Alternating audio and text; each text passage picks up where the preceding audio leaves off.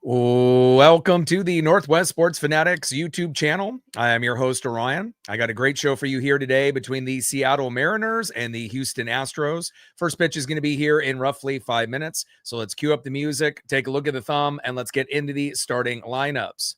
Happy Sunday, everyone.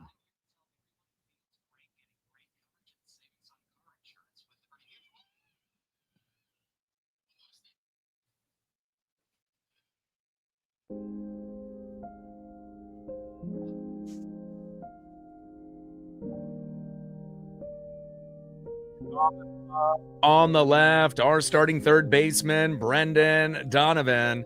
And on the right, the Houston Astros' very own Jose Altuve. Now let's get into the starting lineups here first for the visiting Seattle Mariners. Leading off for the Mariners at third base, Brendan Donovan.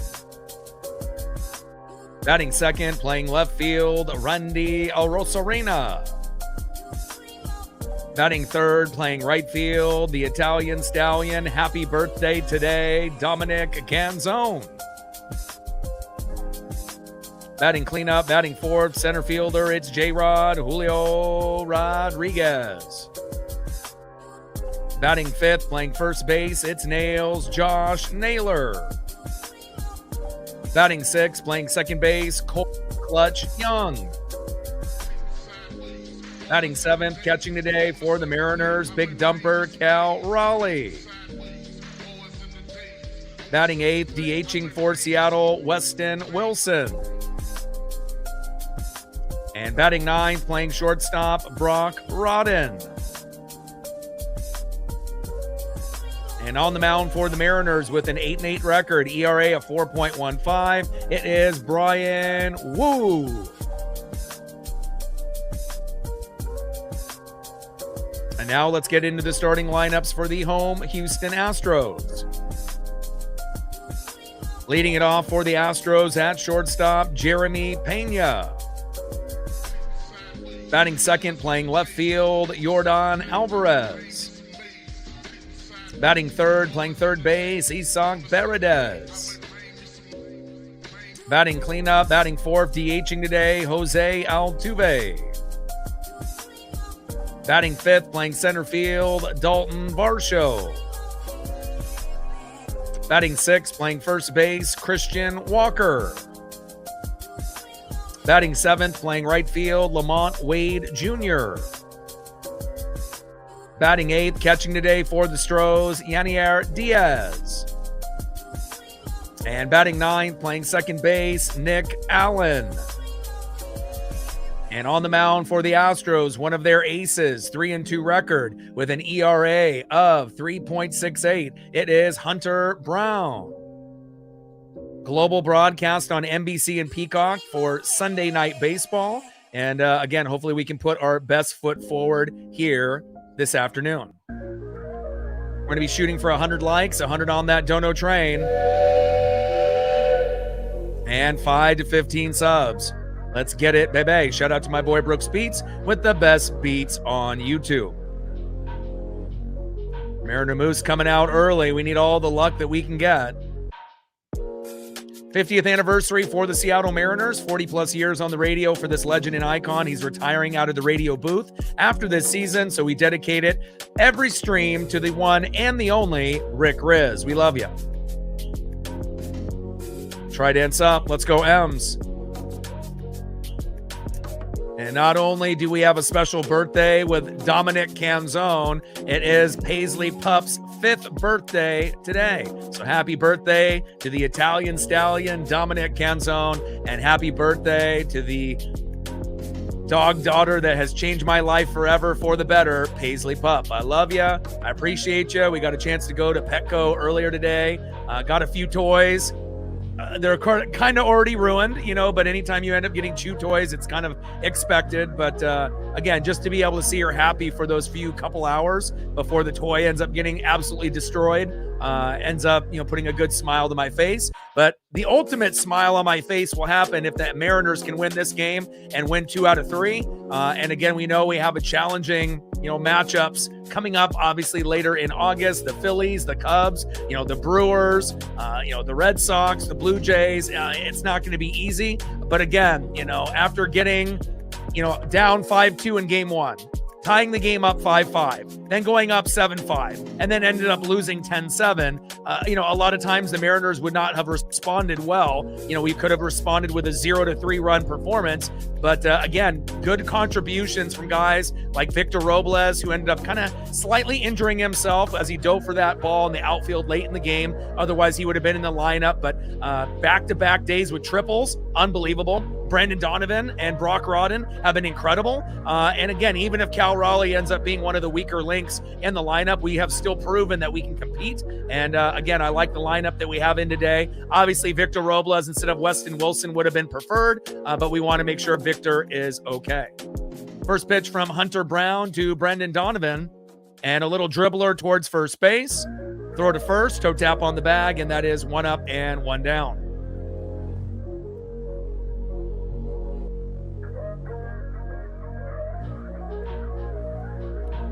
Down goes Donnie with that slow dribbler up the middle. Next up is Randy Arozarena.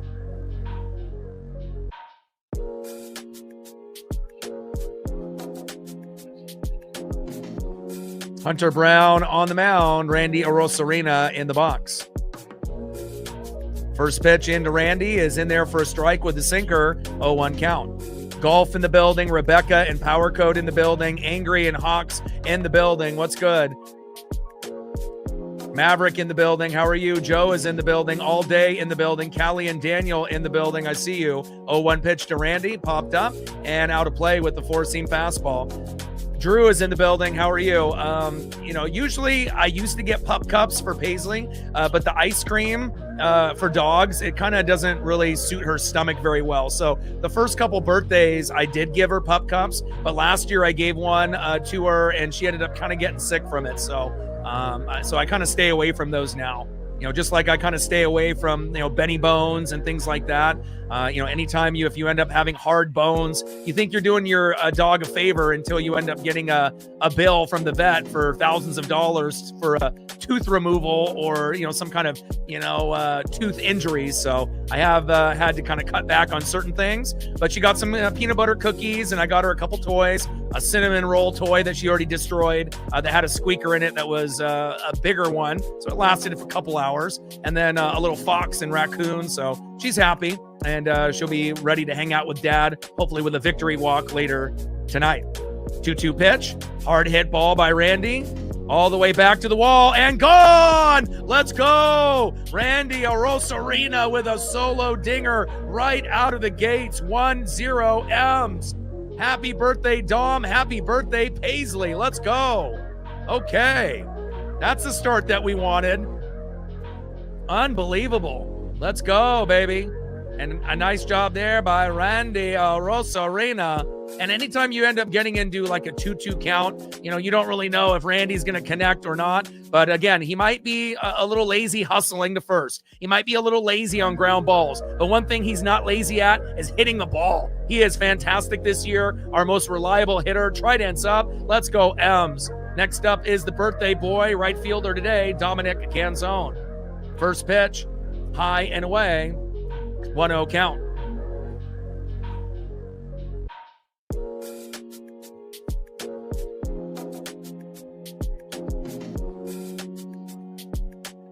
Great for Randy to take the slider and wait for that money pitch. As you can see, most, batters, if they can get to pitch 5, 6, 7, a lot of times that's your home run pitch. It's going to be one that's more than likely down the middle that they're trying to strike you out, especially if you end up having a 3-1 or 2-2 count. Great job by Randy Arozarena, 1-0 M's, baby.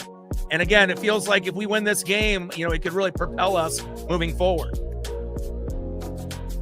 Pitch is low and away. Count now is 3 balls and no strikes to Dominic Canzone. Celebrating a birthday today with Paisley Pup. 3-0 pitch. Takes a strike looking right down the middle. 3 balls and 1 strike to Dominic Canzone. And I like the patience out of Dom lately.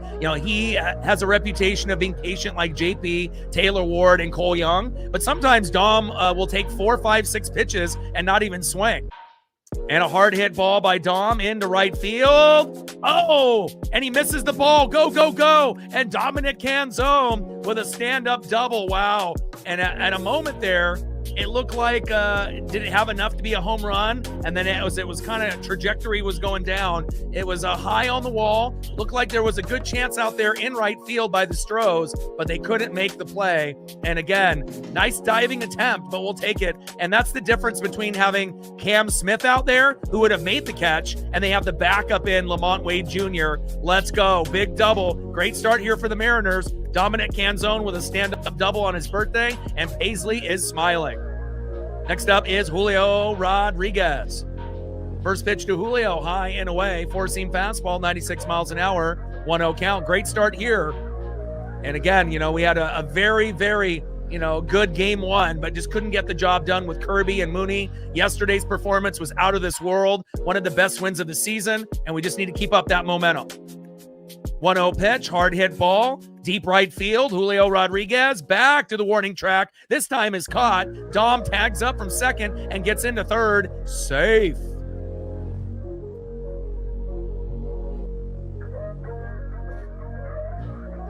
Let's go, baby. Let's see if we can get Dom home now. Julio Rodriguez not able to get a hit. Now, if that went a little bit more towards the right, towards Lamont Wade Jr., it probably would have ended up scoring Dom. But again, sometimes you have to have someone else come through and make the play. And obviously, lucky for them, Dalton Varsho came in and robbed it. Next up is Josh Naylor. On deck, Cole Clutch Young with a big 3-run blast late in the game, doing what Christian Walker did to the Mariners the day before. We get a little payback and revenge. Naylor's been seeing the baseball really well within the last month and a half, and let's see if Nails can keep this drive alive. Nothing would make me happier than to have him hit a home run and go up 3-0 or get an RBI single and go up 2-0. 1-0, we can't complain. Randy Arozarena doing big things already. And again, I just wish that Randy was more of a complete player. It could take our Seattle Mariners in 2026 to another level if he would just hustle, but his bat has been hot lately. 0-1 pitch, hard hit ball, deep left field, out of play, four-seam fastball, 95 miles an hour there by Hunter Brown. And I love the way that Naylor, ends up looking, at the players, from the dugout. If you guys seen the Brandon Donovan interview after last night's game, to be able to go through with his friend that came through in the hotel, and they were doing the wiffle ball action, in the Airbnb or hotel room until 1:30 a.m. Got a little bit of a one-on-one with Dan Wilson as well, and ended up giving a lot of love to his friend and Dan. And just to be able to see, players like Brock Rod and Victor Robles do well, and to see Naylor kind of smiling like a very proud parrot, in the dugout. It's nice to be able to see, the vets and the young guns, be able to get acknowledged, from someone like Josh Naylor. And again, I feel like the vibes have turned around from where they were a few days back. No balls and 2 strikes to Josh Naylor. And again, if you didn't see the interview with Brock Rodden in Game 1 at postgame, or the Donnie interview postgame with Brad Adam in Game 2, I highly recommend checking socials to watch both. They were very, very good. Pitch fouled off and out of play. No balls and 2 strikes from Hunter Brown to Josh Naylor. Little dribbler towards first base and out of play. Yeah, so she's allergic, I think, to a lot of the pup cups and whatnot. So, with the pup cups, I don't know. When I used to give them to her early, first couple years of her life, she was fine with them. But last year I gave her one, and she got a little sick from it. She had a little, it wasn't like horribly sick, but I could tell, when she would go for our last walk, and, when you have to end up watching, them do their business and whatnot. And it just seemed like it was probably a better idea if I ended up just getting her toys and getting her some cookies, made for dogs instead. So knuckle curve, low and at the knees. Count now is 1 ball and 2 strikes to Josh Naylor.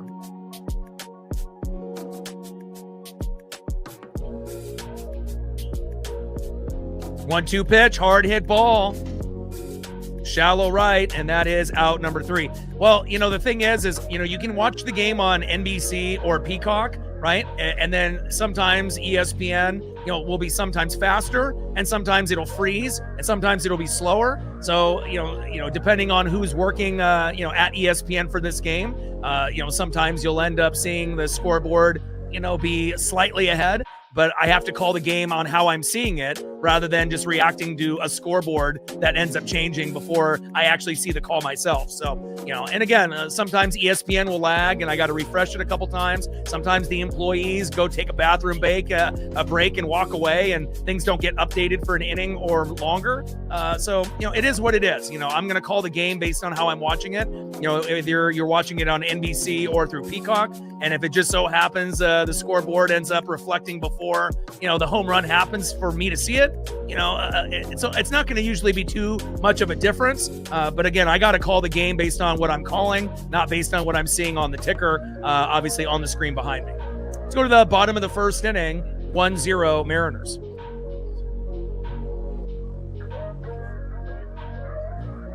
Yeah, and again, sometimes I'm going to end up, saying what happens before ESPN actually updates it. So it really just depends, on, the individual that's watching it there and how they're watching it. And again, obviously they try to stay ahead, as quick as possible. But again, we have seen them lag at times where I'm refreshing the page and there's no update, for sometimes more than one inning. So, it's kind of a give and a take, when you end up dealing with MLB.com or ESPN.com. But again, bottom line, 1-0 Mariners, Randy Arozarena with a solo dinger. And we can all agree that we love that.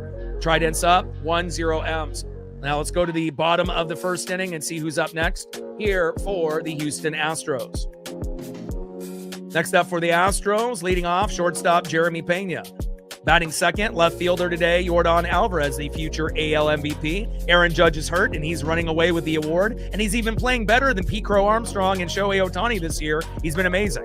And batting third baseman, Isaac Paredes. On the mound for the Mariners, 8-8 record, 4.15 ERA, but it's been playing decent on the road as of late, Brian Wu. And I got a couple new beats from Brooks Beats today that we will be debuting momentarily. Shout out to my boy Brooks Beats with the best beats on YouTube.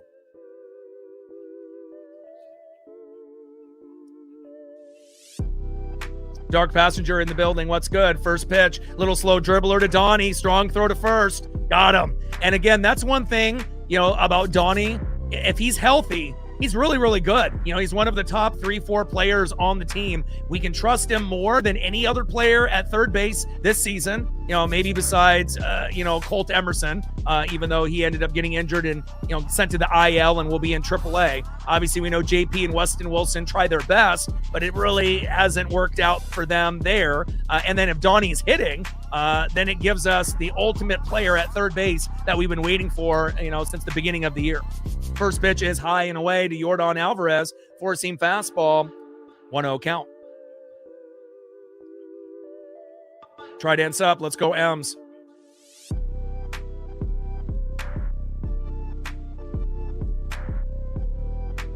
One-0 pitch, and Alvarez pops it up into left. Thankfully, it's not a ground ball to Randy. It's a pop-up, and that is 2 up and 2 down.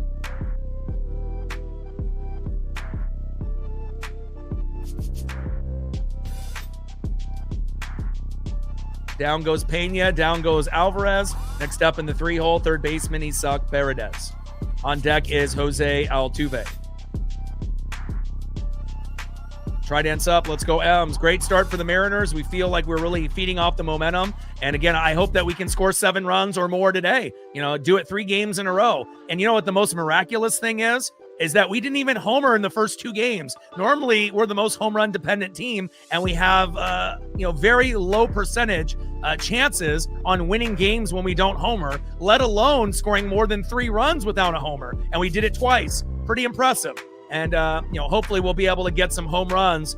Dom's birthday is today. And again, if we score 7 runs again with no homers and we win, I'm not going to be mad. But again, we did get the 1 homer with Randy Arozarena. So, we already, kind of bucked that trend. But after Randy, how many more will we get? Will we get 1 more? And if we get 1 more within the next 2 to 3 innings, we might get 3 or 4 today. And obviously no Mariner fan will complain about that. 0-2 pitch from Wu to Paredes. Little dribbler towards first, and it rolls foul out of play. No balls and 2 strikes with nobody on and 2 outs. Bottom of the first inning, 1-0 Seattle. Lawrence in the building, what's good? Julie in the building, what's good? Happy birthday, Dominic Canzone. Happy birthday to my pup. She turns 5, obviously, today. And again, anything that we end up getting through the Dono train will obviously go towards food and treats and little goodies towards her. And we've been doing that as a tradition since she was born. 0-2 pitch. And a little line drive towards third base and out of play. No balls and 2 strikes with nobody on and 2 outs. Mariners with a 1-0 lead with a solo dinger by Randy Arozarena, who's been hot as of late for the Mariners. Keep it up. 1-0 Seattle. On a 2-2 count also, which I love. 0-2 pitch as it bounces off the chest protector of Cal and kind of makes its way towards first base as Cal scampers for it. 1 ball and 2 strikes with nobody on and 2 outs. Wu on the mound. Isaac Paredes in the box.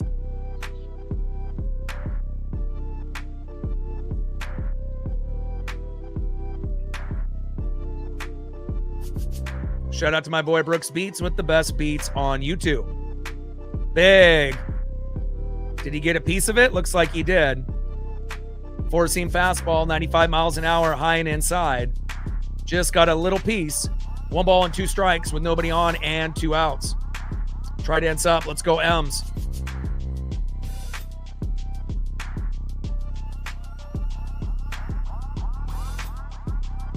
One-two pitch popped up.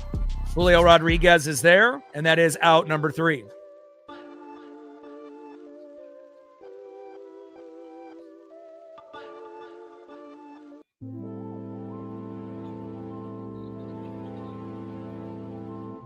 Nice job there by the no-fly zone and Julio Rodriguez. It's just great to be able to have people that we can rely on defensively, not just Julio, but now Brendan Donovan at third base with a really strong arm. And we obviously always can rely on Cole Clutch Young. And speaking of Cole Clutch Young, he's up next here in the lineup as we go to the top of the second inning. Big 3-run blast yesterday, and hopefully he'll be able to continue his hot streak. On deck in the 7-hole, catcher Big Dumper Cal Raleigh, and batting third in the 8-hole, DHing today, Weston Wilson. Obviously, if Victor Robles was good to go, he would have played today with back-to-back triples in Game 1 and Game 2 versus the Astros. But after that diving attempt for that fly ball, kind of tweaked the shoulder a little bit. So they're just trying to be safe with him. And Weston Wilson, the last time that he played, he got a solo dinger in that last game against the Yankees, and that was enough for us to win 1-0. So hopefully we get that version of Weston Wilson here today. Try dance up. Let's go, M's. 33 subs to go to 24,600, less than 500 to go to 25,000, 6.2 to 6.3 million views. Next goal will be 7 million views, then 8, 9, and 10. We're still looking for our first dono on our dono train for Paisley's birthday. And let's see where we're at on the likes here early on as we go to the top of the second inning.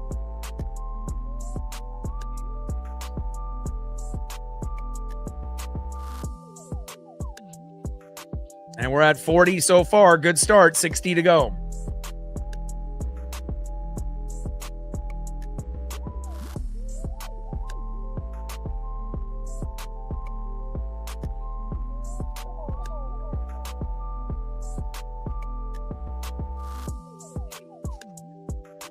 Shout out to our female audience, our new subs, our regulars, our mods, and everyone watching in the United States, Canada, Mexico, South America, Asia, and beyond.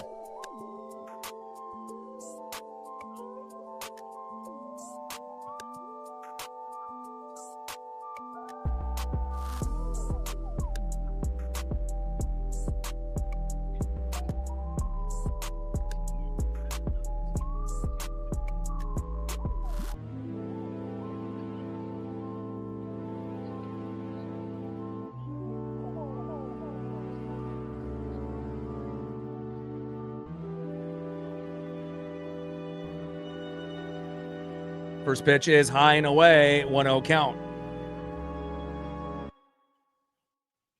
1-0 pitch, takes a strike looking with a knuckle curve, 83 miles an hour by Hunter Brown. 1 ball and 1 strike from Hunter Brown to Cole Clutch Young, who homered yesterday. 15 home runs on the season, pacing for 20, and hopefully he can get there.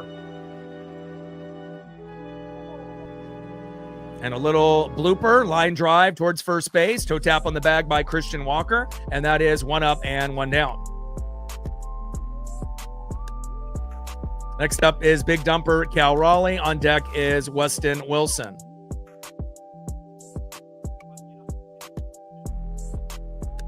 Jack in the building, what's good?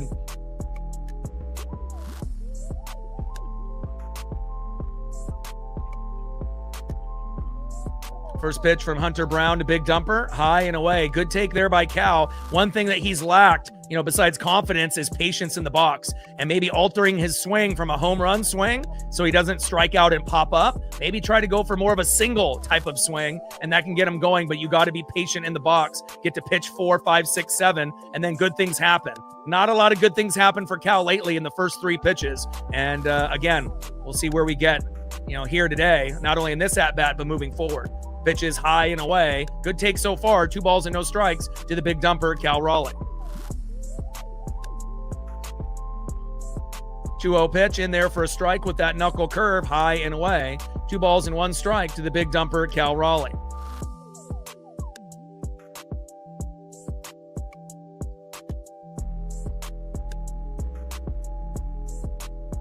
Two-one pitch, takes another strike looking there in the zone.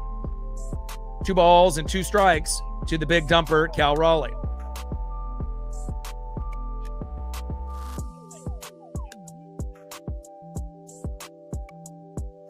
Jesse with a $5. Thank you so much for getting the dono train started for Paisley.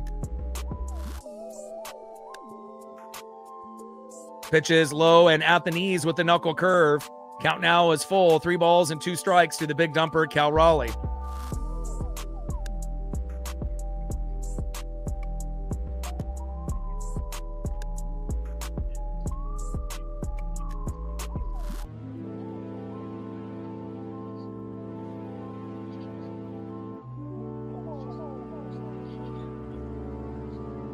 Appreciate you, Jesse. Hard hit ball, deep left field, fading out of play. Count still remains 3 balls and 2 strikes from Hunter Brown to Big Dumper, Cal Raleigh. And Jesse gets us going with a $5 dono. Thank you so much. And every dollar and every dono that goes to the channel today, whether it's Venmo, Cash App, or the Super Chat, as Cal ends up striking out, and that is 2 away. But every dono that we get through Venmo, Cash App, or the Super Chat will go towards Paisley, with food and treats and toys, you name it, that's where it will go. Top of the second inning, 1-0 Seattle.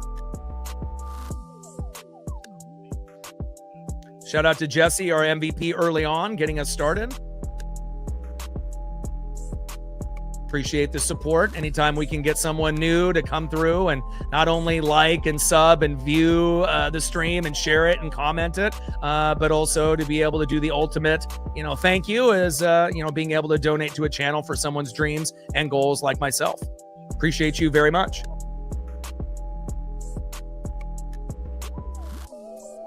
One ball and 1 strike to Weston Wilson. 1-1 pitch. And Wilson pops it up to shallow center field. Dalton Varsho is there, and that is out number 3.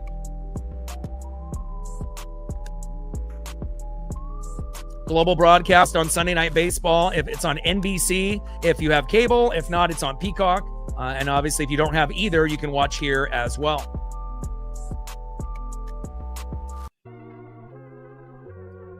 Shout out to my boy Brooks Beats with the best beats on YouTube. And we got a couple new ones. This will be one of the new. And I got another one as well. And appreciate the love and support and all the hard work. Shout out to my boy Brooks Beats.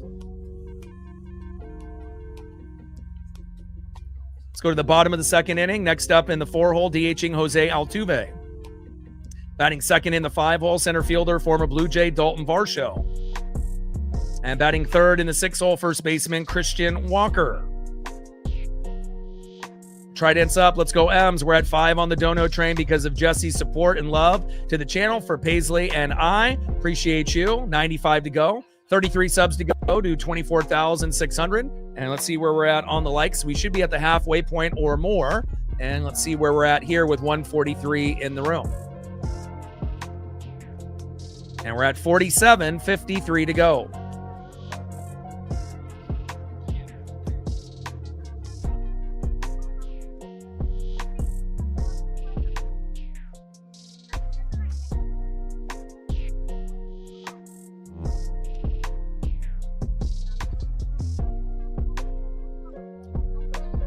Appreciate that. I mean, Jordan obviously, hits home runs on the regular, and it is Dominic Canzone's birthday today. So you never know. Both of those guys could hit with home runs today. Definitely possible.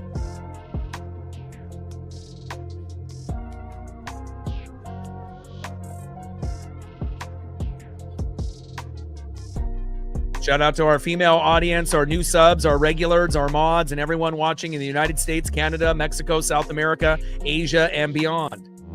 50th anniversary for the Seattle Mariners, 40-plus years on the radio for this legend and icon. He's retiring after this season, so every stream we dedicate it to the one and the only, Rick Riz. We love you.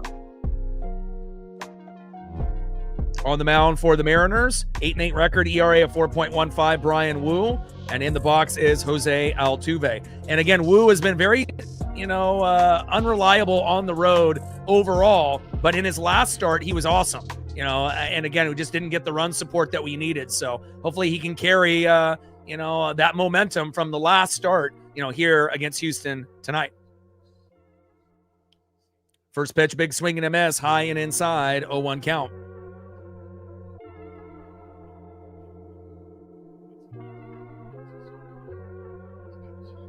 0-1 pitch, low and away with a four-seam fastball, 95 miles an hour, 1 ball and 1 strike from Wu to Altuve.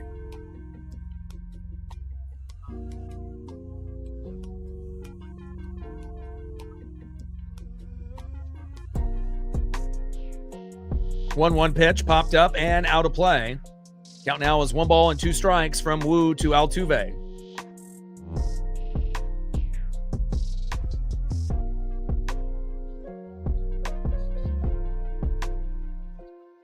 No, this is actually a Ken Griffey Jr. throwback, so this is gray. The Steelhead jersey is more cream, kind of colored, more off-white. So this is an old-school Griffey.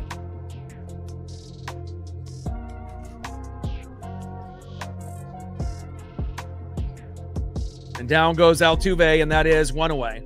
So I got an old school sewn Griffey. I got a Julio in white. I got a Cal in City Connect. I got a old school cutoff, vested jersey from Griffey. Back in the mid '90s with the matching turtleneck. But I don't really wear that one because it's really rare and expensive, and I don't want to ruin it or stain it.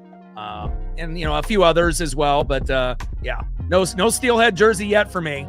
But again, that could be a possibility, with Cole Young, if they make one. They haven't made one yet for him, but I definitely like the blue with the number in the front, thinking Cole Young when that comes out, as Varsho flies out, and that is 2 away. I do like the teal, and maybe Cade Anderson for that one. And then if, a Steelhead version, ends up being available, for maybe like a Colt Emerson down the road, and maybe then I'll go that route. But the next 2 jerseys I buy, if I were to buy one, Cole Young is obviously my favorite player, and I don't have one yet. So I'm kind of waiting for them to make one other than the white screen print. They haven't really made too many of his yet. And then obviously Cade Anderson would be the jersey after Cole Young that I would buy, even though Cade's not even on the Mariners yet. I'm fully invested in him. Could be the next Clayton Kershaw for the Mariners, and could be a huge part of our success, not only this year, but possibly next year and beyond. First pitch is in there to Christian Walker for a strike, 0-1 count.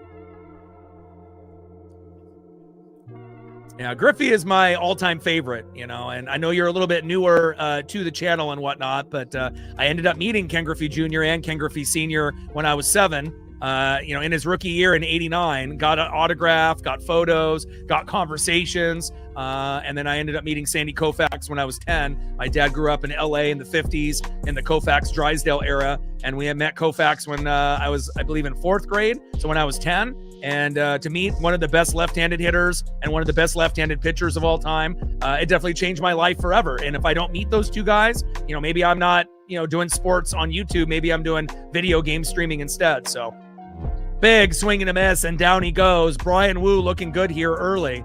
But Ken Griffey Jr. is my favorite player, no doubt. And, I got 2 heroes in my life, my dad and Ken Griffey Jr. And I was the only one at my school that, got a chance to meet him. So that made it kind of extra special for me as well. And this is Ken Griffey Jr. in '89. And then obviously me and my dad, as you can see with the nice fro that I had back in the day. And then A couple years later in 92, there's me, my dad, and Sandy Koufax.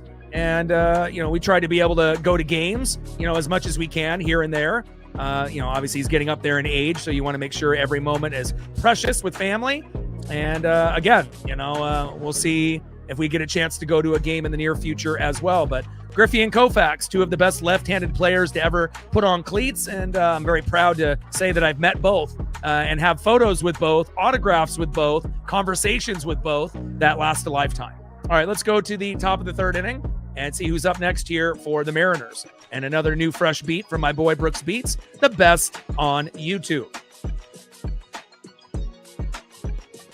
Next up for the Mariners, a newbie to the big leagues in the 9-hole. He has been kicking ass and taking names since his MLB debut a few games ago, shortstop Brock Rodden. And if Brock keeps playing like this, JP is going to end up being a backup to Brock, and that is facts. Batting second, 0 for 1, third baseman Brendan Donovan. Hopefully we'll be able to get some new photos of him clean-shaven, and the clean-shaven look has worked, but they don't have anything new just yet. Great job by Donnie as of late. And batting third, 1 for 1 with a run and an RBI, getting the party started for the Mariners. Solo dinger in the first, Randy Arozarena. Trident's up. Let's go M's.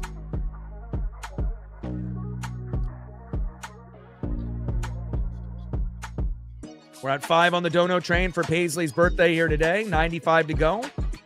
Gained another sub moments ago. Appreciate you. 32 subs now to go to 24,600.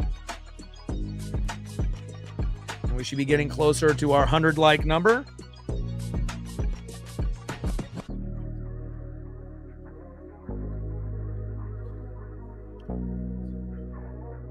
And we're at 56, 44 to go.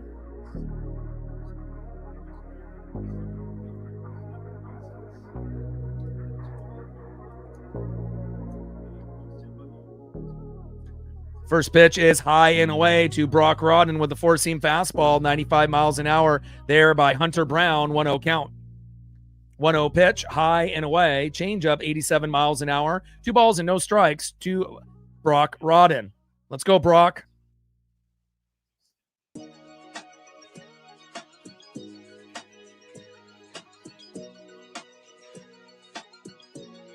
Sean in the building, how are you?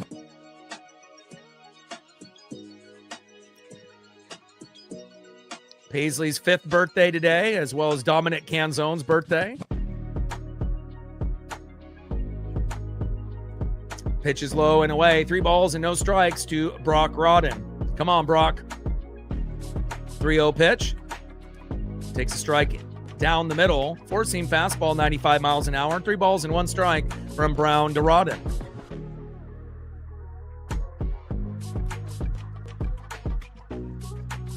3-1 pitch. Big swing and a miss with the sinker, 95 miles an hour. Low and away. Count now is full. 3 balls and 2 strikes with nobody on and no outs. Top of the third inning, 1-0 Mariners.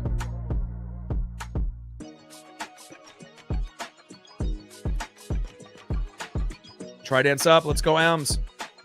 Let's go Brock.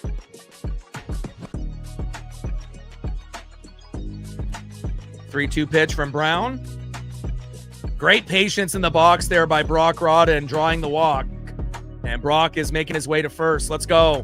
Great job by Brock Rodden. I'm liking what I see out of this kid. And again, sometimes when we get new guys that get called up, they don't do, that well. But Rodden is really earning his stripes.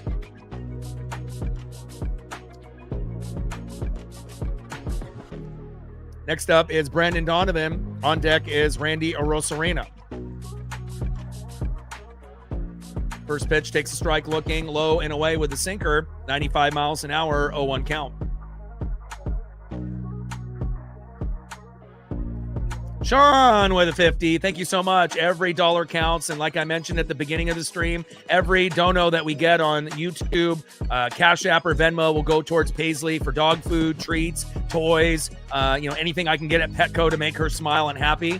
Thank you so much. Sean with a 50. And now we're at 55 on the dono train with Jesse and Sean for being big MVPs. I appreciate you guys very, very much. Paisley does as well. Thank you. Appreciate the two of you. 1-1 pitch is high and away. 2-1 from Hunter Brown to Brendan Donovan.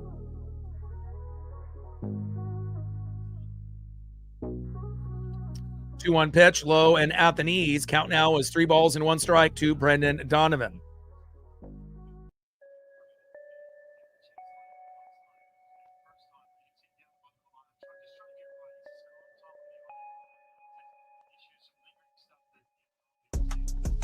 Appreciate that, Judah. She turns 5 today, which is amazing. Time flies. And, her journey, with me here on YouTube, a lot of people, saw her the day that I brought her on the channel for the very first time. And, just like that, 5 years have gone by real quick, and she's already 5 years old. Unbelievable. Pitch fouled off and out of play there by Donnie. Low and away. Count now is full. 3-2 from Hunter Brown to Brendan Donovan. Let's go, Donnie.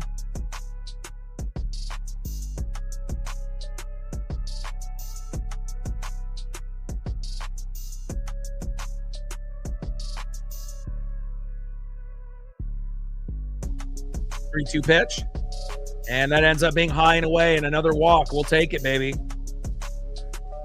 Good patient at bat by Brock Rodden. Great patient at bat, there by Brendan Donovan. And again, now we have other guys other than JP and Taylor Ward that are showing patience in the box. We know Cole Young, more times than not, will have the patience, but now it feels like about half of the lineup is being pretty patient, with their at bats, and it's really paying dividends. Next up is Randy Arosarena, and he already has a solo dinger to get us a 1-0 lead. Could we get a multi-homer game out of Randy? I don't know, but again, we're not really known for a lot of multi-homer games by one player, but it could happen. I mean, if anybody could do it, definitely Randy is one of those guys. And they have a mound visit right now with the catcher, first baseman, and the pitcher, trying to figure out how to pitch to Randy. And Hunter Brown, obviously normally one of their aces, 3-2 record, ERA of 3.68 this season.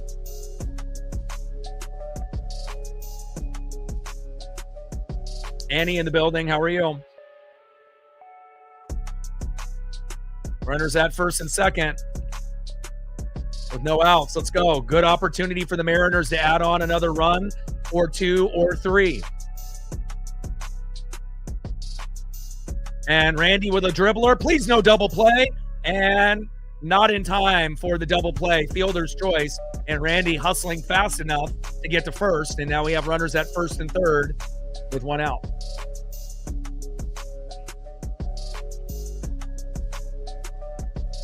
Next up in the 3-hole, right fielder celebrating a birthday today with Paisley, the Italian stallion, Dominic Canzone.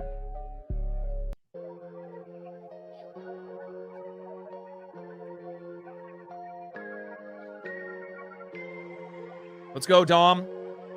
See if we can end up getting an RBI or a home run swing out of Dominic Canzone. Get the espresso and pasta. Randy with a stolen bag attempt and thrown out. Diaz with a lightning throw to second. And I'm not sure if we're going to review this for a challenge or not. Let's take a look. Yep, he did get him on the leg. That was a beautiful throw there by Yanier Diaz.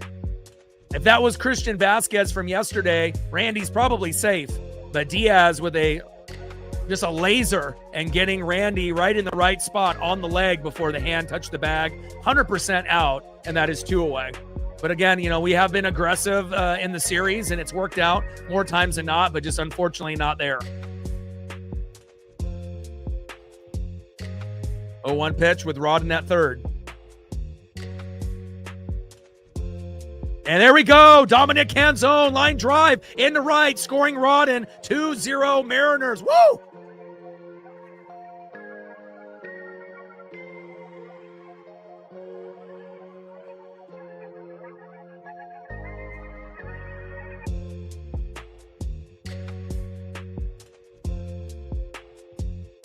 There we go. Birthday boy doing big things. Representing for Dom and Paisley today. Let's go. Next up is Julio Rodriguez. Get the espresso, get the cappuccino, get the pasta. It worked for Team Italy, and it can work for Dom as well. First pitch to Julio Rodriguez from Hunter Brown. Pop behind the plate and out of play. 0-1 count. Great start here for the Mariners. And again, we played really well in this Astros series. And again, it just feels good, to see, certain pieces finally click with us. Unfortunately, Victor Robles hurt his shoulder slightly diving for that, pop-up late in the game. So he's not in the lineup today. And he had back-to-back triples in games, obviously in game 1 and game 2, which is something that we never see. So obviously we're missing him. But again, Brock Rodden and Brandon Donovan have kind of picked up the slack, and not having Taylor Ward in the lineup also helps as well, even though he's been able to get about a hit a game. But I'd rather have Donnie rather than Taylor Ward lead off or even play, if that's the case. So, I am looking forward to JP, and Donnie is...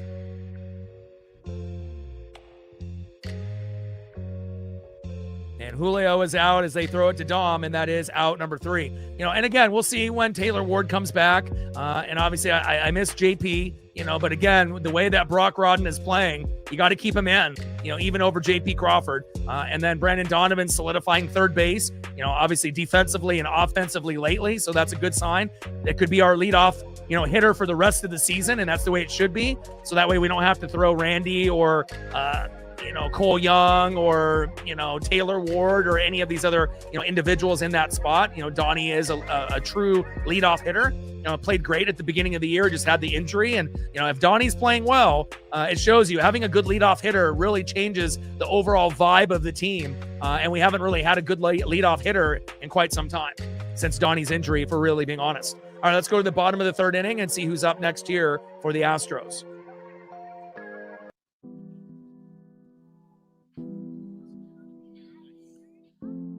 Shout out to my boy Brooks Beats with the best beats on YouTube. Next up in the 7 hole, the former Giant right fielder Lamont Wade Jr. Batting second in the 8 hole, catcher Yanier Diaz. And batting third in the 9 hole, second baseman Nick Allen. Trident's up. Let's go M's. Brian Wu with a no-hitter. And remember, in his last start on the road, he was amazing. So he's definitely feeding off that momentum. And now we're getting run support for some of our pitchers, which we weren't able to get earlier in the year. Gained another sub during the commercial break. Thank you so much. 31 subs to go to 24,600. We're at 55 on the dono train for Paisley's birthday. Every dono on Venmo, Cash App, and Super Chat will go towards food and toys and gifts for her. So we're at 55 with Jesse and with Sean. Appreciate the two of you, our MVPs. 45 to go. And we're at 61 on the likes, 39 more to 100.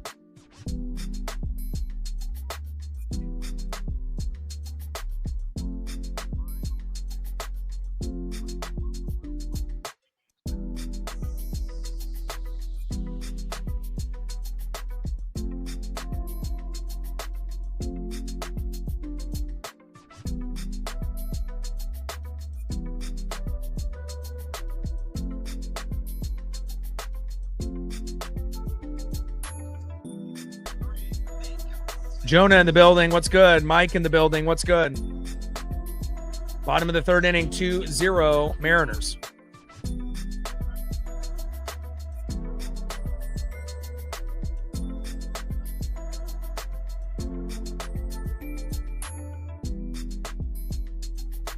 One ball and one strike from Wu to Lamont Wade Jr.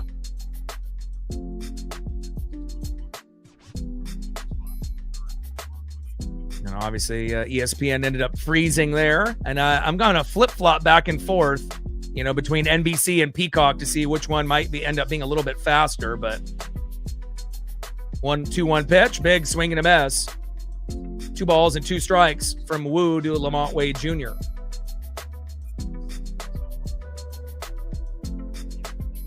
And sometimes it depends on when you watch it, through a TV, through like an app. But I've noticed, when I stream, usually if you watch through your cell phone, you get a faster feed than you do through your TV, through an app or through the computer. Big swing and a miss. Down he goes. Another punch out there for Wu, and that is 1 away. Down goes Lamont Wade Jr. Bottom of the 3rd inning, 2-0 Mariners. Randy Arozarena with a solo dinger to left, and we saw Dominic Canzone single to right, scoring Brock Rodden from third, and we have a nice 2-0 lead. And so far, we have a no-hitter on the Astros with Bryan Woo, and we know that he's got an ERA of about 2 at home, but at 6 on the road, but obviously has been better as of late. And they finally get their first hit on Woo, a little dribbler into right by Yanier Diaz, which we saw he had a laser throw, obviously, at second base, throwing out Randy moments ago. Bash with a tenner. Thank you so much for your love and support for the Mariners, myself, and for Paisley's birthday today. We're at 65 on the Dono train. Bash, Jesse, and Sean showing love. Appreciate you.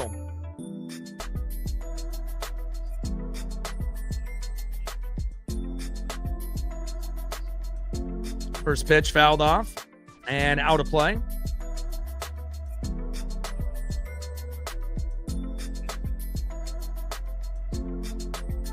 97-mile-an-hour sinker. And as I'm watching both, broadcast, one on NBC, through my Xfinity, that I have here at the house, and then obviously through the Peacock app that I still have a promotional deal until next month.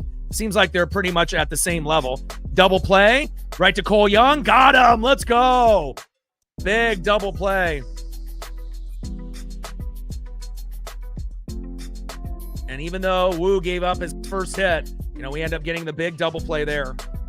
But I'm not really seeing a difference based on the game itself. It's around the same kind of mode. So, but again, if you end up watching, through an app, I'd recommend watching it on your cell phone, even though the screen might be smaller, rather than watching it on a TV, a computer, or tablet. Seems like the feed on those are slightly slower. That's just based on, checking. But again, everyone's got the way that they like to watch, whether it's through the cell phone or the TV, which are the most popular, and then computer and tablet after that. Great double play there for Cole Clutch Young. And after going from NBC to Peacock, I'm going to go back through NBC. And I think that might be, at least a little bit smoother. And let's go to the top of the fourth inning and see who's up next here for the Mariners.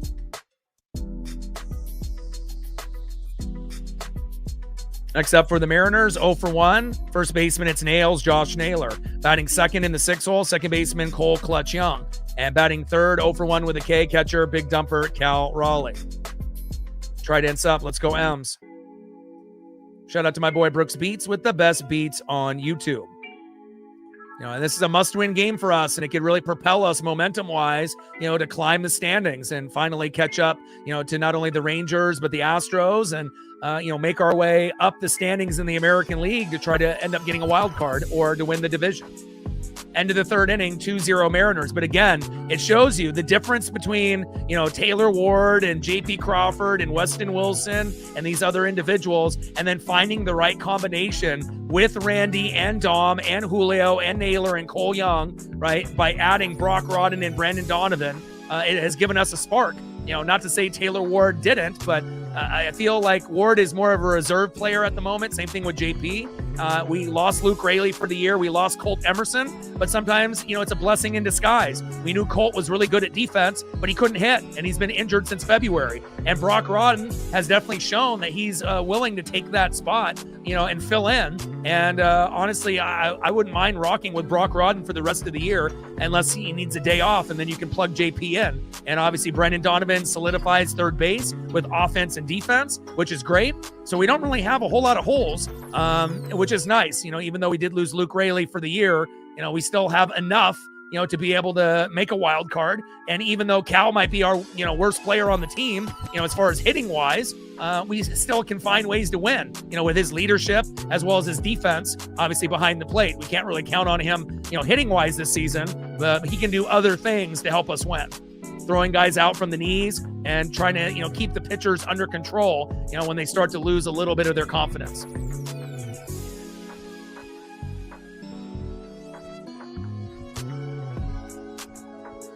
Oh, 1 pitch from Brown, low and at the knees, 1 ball and 1 strike to Josh Naylor. On all them things, cell phone, TV, computer, PC or iMac, tablet, all the above. And a line drive by Naylor with a diving grab by Dalton Varsho. Wow. Varsho doing Varsho things like he did on Toronto. Naylor can't believe it. Now let's look to see if he actually caught it or not. Wow, he caught it. Unbelievable catch there by Dalton Varsho. Naylor robbed of a single. Next up in the 6th hole, second baseman, my favorite player, Cole Clutch Young. He's going to be, not only, one of the best second basemen already, but again, he has the opportunity of being the best second baseman, in the entire league. You got guys like Bryce Terang, you got, guys, Ozzie Albies, you got, Ernie Clement, they got all these other guys out there that are, good players, that can play second base or shortstop.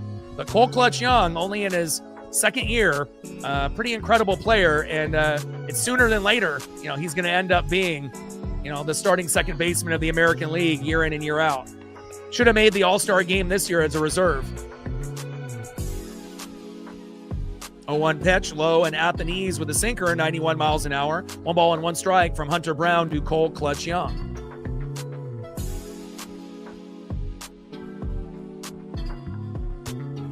Come on, Cole. And I love two-way players that play offense and defense and show that hustle. And obviously Cole Young being my number 1, Julio my number 2, and then obviously my third favorite isn't even on the team yet, Cade Anderson.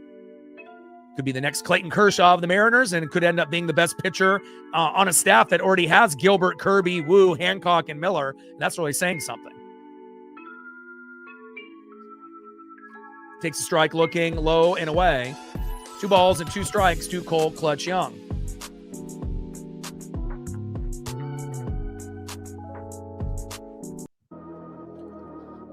Shout out to my boy Brooks Beats with the best beats on YouTube. 2-2 pitch from Hunter Brown.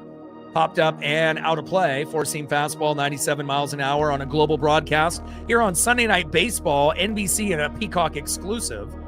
Top of the 4th inning, 2-0 Mariners. 2 runs, 3 hits, no errors so far. And Wu has only given up 1 hit after being a guy that normally would give up 5 or 6 runs on the road. Has been good in his last 2. And Young with a little slow dribbler towards first again. Throw to first base, toe tap on the bag. And that is 2 up and 2 down.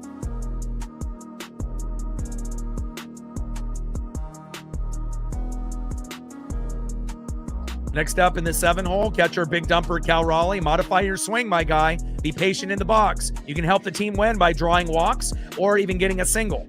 On deck is DHing today Weston Wilson.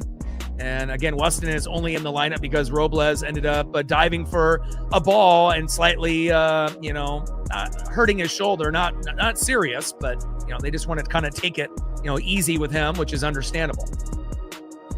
First pitch is high and away, 1-0 count from Hunter Brown. 1-0 pitch, high and away with a 4-seam fastball, 95 miles an hour. 2 balls and no strikes to the big dumper, Cal Raleigh. And honestly, if Cal could just be patient in the box, he can help the team by getting walks. And that's just as good as getting a single. It's a lot better than striking out or popping up on the first 3 pitches, which has been kind of the norm for Cal this season, whether it's from the left side or the right. Pitch is high and away. Good take here. 3 balls and no strikes to big dumper Cal Raleigh. And Cal's going to do the best when he's on a 3-0 or a 3-1 count. And it feels like this is going to be a walk as long as Cal doesn't swing. 3-0 pitch. Great at bat for Cal Raleigh. Looks like he was listening.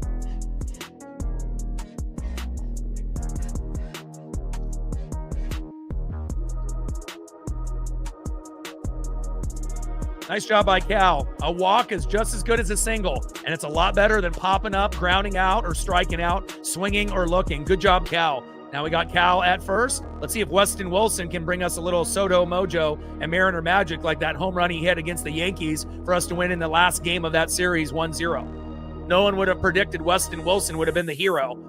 But again, you just never know with this team. But it definitely feels with the addition of Brock Rodden and Brandon Donovan figuring out, how to hit like he did at the beginning of the year. It doesn't feel like the same team anymore. It just feels like we finally found maybe the right combination of guys, even with Cal Raleigh, maybe being, one of the lower tier guys in this particular lineup with Weston Wilson. But again, they can still find ways to be productive. And even with Cal and Wilson in the lineup, I still think that we can win games. And again, it's not like Weston's going to be playing every day, like more than likely with Cal. And also we got Johnny Pareda. We could always give him a chance to see what he can do as well. Not really hitting the ball as good as he was at the beginning of the year when we sent him down, but at some point or another, you got to give Pareda a chance to play as well. Top of the fourth inning, 2-0 Seattle. Let's go, Weston. Weston Wilson in the box. Hunter Brown on the mound.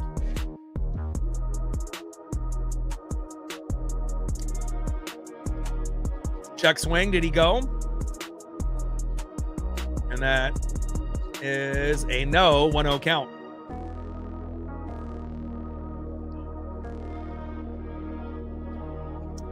Pitch is low and away. 2 balls and no strikes to Weston Wilson.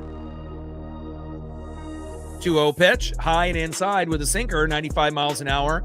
And this could be another walk. Just be patient. Feels like another walk. 3 balls and no strikes to Weston Wilson.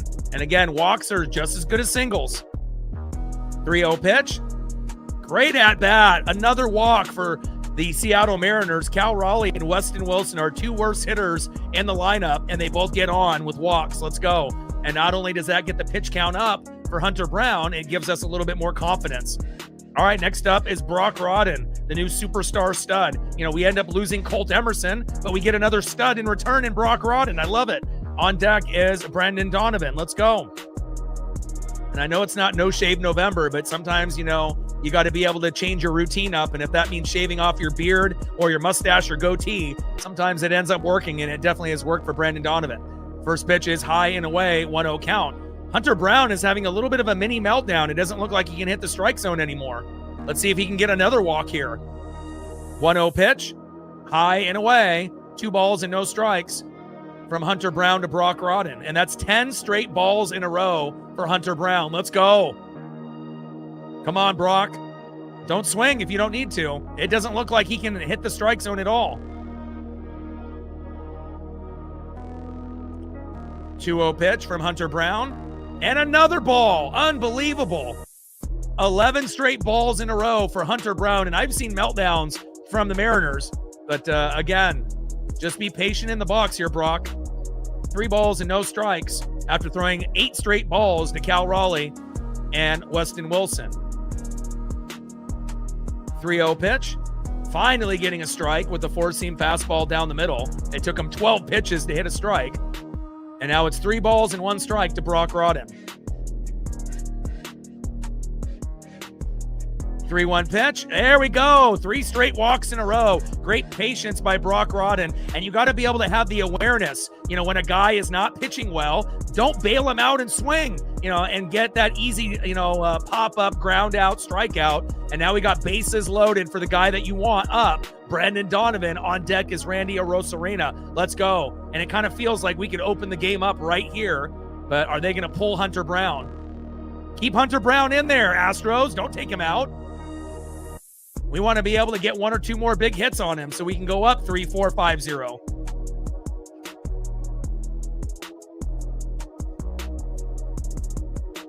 It looks like they're not going to pull him just yet. But if you just don't swing Brandon Donovan, we can end up bringing that runner home from third. And obviously, if he gets a nice pitch down the middle, it could end up being, 3, 4, 5, even 6-0 if we get the mustard and rye bread, Grandma, and get that grand salami. And we obviously know Donnie's been hot as of late, and Randy hit a home run in the first inning. 1 grand slam for Brandon Donovan in his career with bases loaded. This season, he's 1 for 4.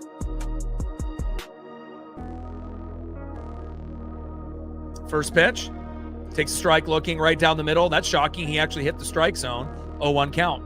Come on, Donnie. And Donnie is able to get a lot of hits off 2 strikes and 2 outs. So this is not anything new for him. Especially within the last couple days, being able to get hits with 2 strikes. Big swing and a miss. Nope, just gets a little piece. Foul tip there. 4-seam fastball, no balls and 2 strikes from Hunter Brown to Brandon Donovan. Come on, Donnie.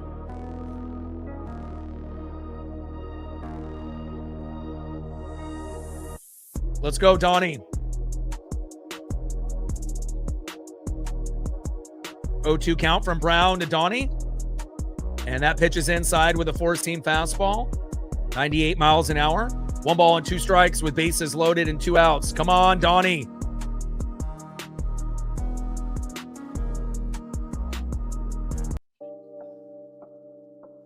Be patient in the box, my guy. 1-2 pitch. Inside.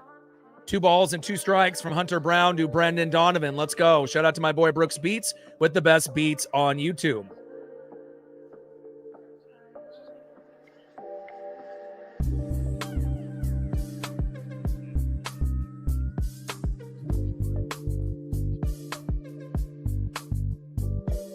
Two pitch, popped up and out of play with a slider, 91 miles an hour. 2 balls and 2 strikes with bases loaded and 2 outs. Top of the 4th inning, 2-0 Seattle. Let's go, Donnie. At T-Mobile, at the team store. So I went to a game and you go to the team store and they have them available there. The Trident. 2-2 pitch. And they say that strike 3 on the corner looked a little high. No challenge by Brandon Donovan. It might have clipped the corner. I would like to see on the pitch graph if we can see it. And a good frame job there, and no challenge by the Mariners, and that is out number 3.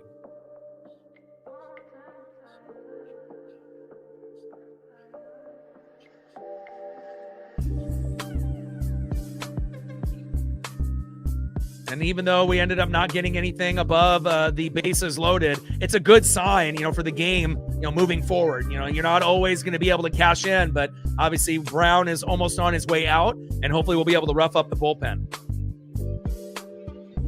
It's the first time in a long time we've kind of been in control of a series, and it feels good. Next up for the Astros, 0-for-1 shortstop Jeremy Pena. Batting second, 0-for-1 left fielder, the future AL MVP this season, playing better than anyone in baseball, even Ohtani and Pete Crow Armstrong, who are in the running for the National League MVP, Yordan Alvarez. He doesn't have Aaron Judge to deal with, so obviously he's running away with it. And batting third, 0-for-1, third baseman, Isaac Paredes. Trident's up. Let's go, M's. 31 subs to go to 24,600.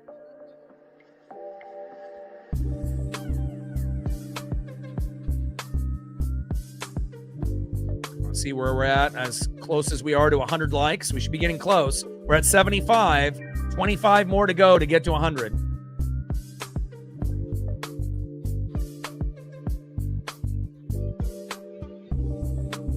And if you haven't smashed that like button yet, please do. We got 207 in the room, and that'll definitely help us get the metrics and analytics to go in our favor. Anyone looking for Mariners, Astros, or an MLB stream, shout out to our female audience, our new subs, our mods, our regulars, and everyone watching in the United States, Canada, Mexico, South America, Asia, and beyond.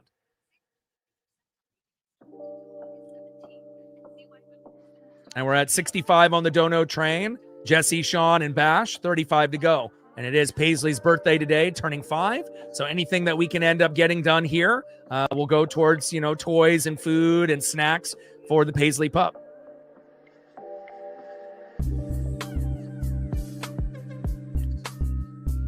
All good all day.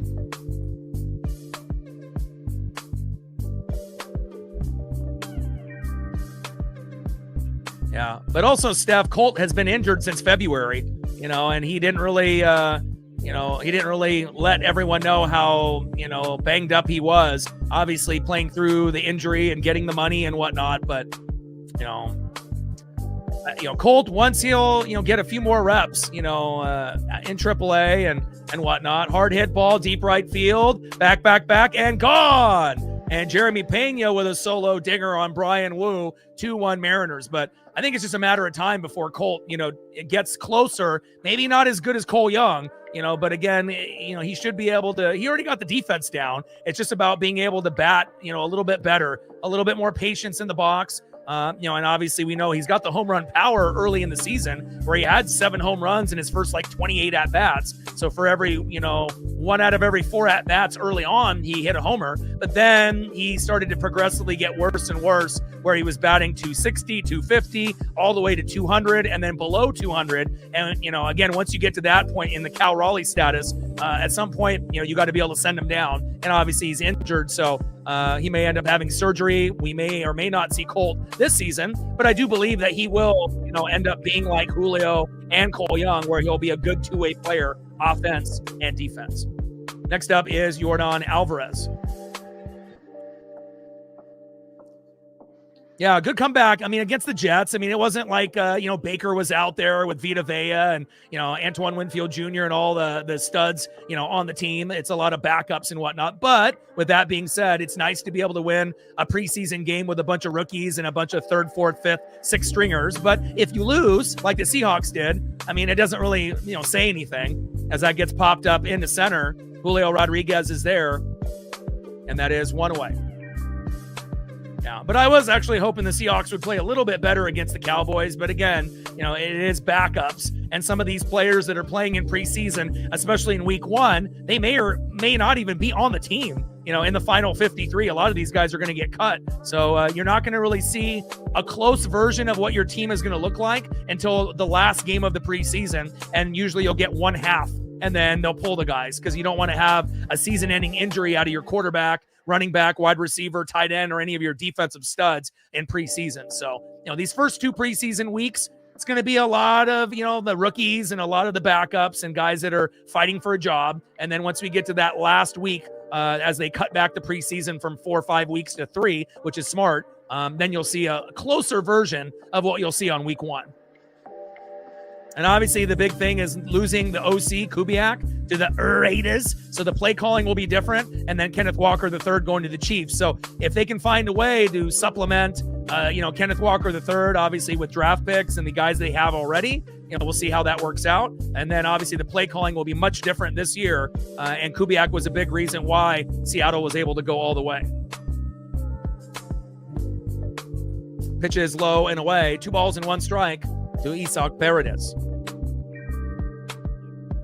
But I watch every Seahawk game, regardless if, they're not my team overall. I've always been following them my whole life. Anyone that lives in Oregon or Washington, you're going to tune in, even if you're, that's not your favorite team overall, but I always keep tabs on all the teams in Oregon and Washington, regardless of what sport. Beavers, Ducks, Huskies, Cougars, Sounders, Timbers, Sonics, Blazers, once we get the Sonics back, Seahawks, and, obviously the Kraken, and we'll see what ends up happening with the Pacific Northwest teams this year. Takes a strike looking right down the middle with the sinker. Count now is full, 3 balls and 2 strikes from Wu to Isaac Paredes.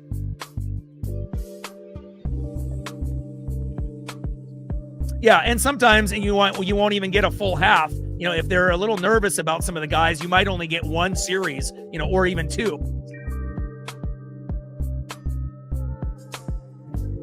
Or in the 4th inning, so you assume Brock Rodden will get at least 2 more at-bats, maybe 3 if we start getting on a run.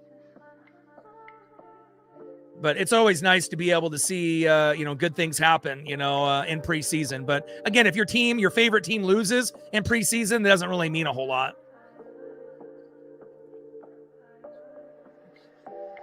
Oh, I'm nowhere near of being able to get a plaque.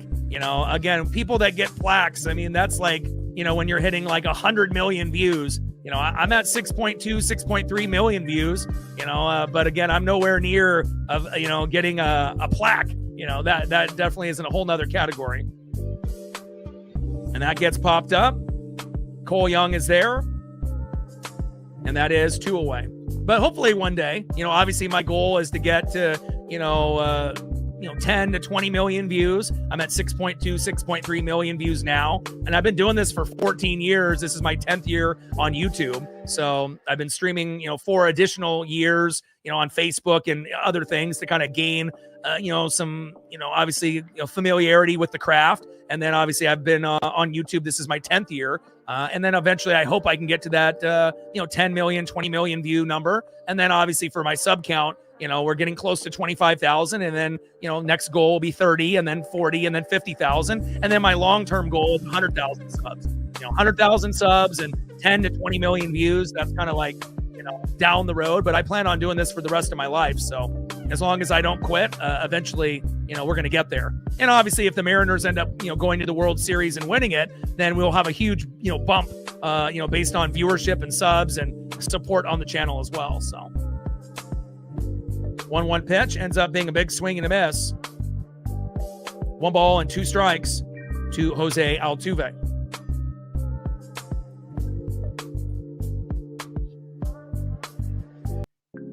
Shout out to my boy Brooks Beats with the best beats on YouTube.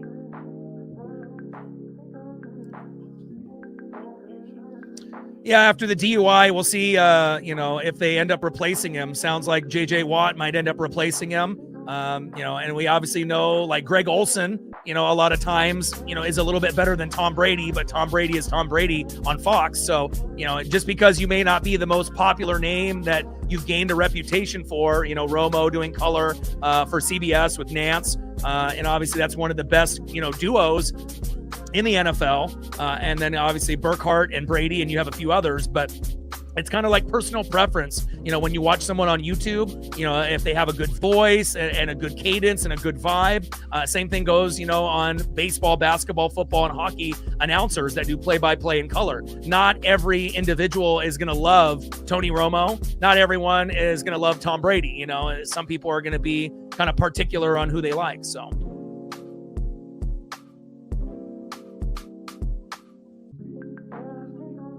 And down goes Altuve.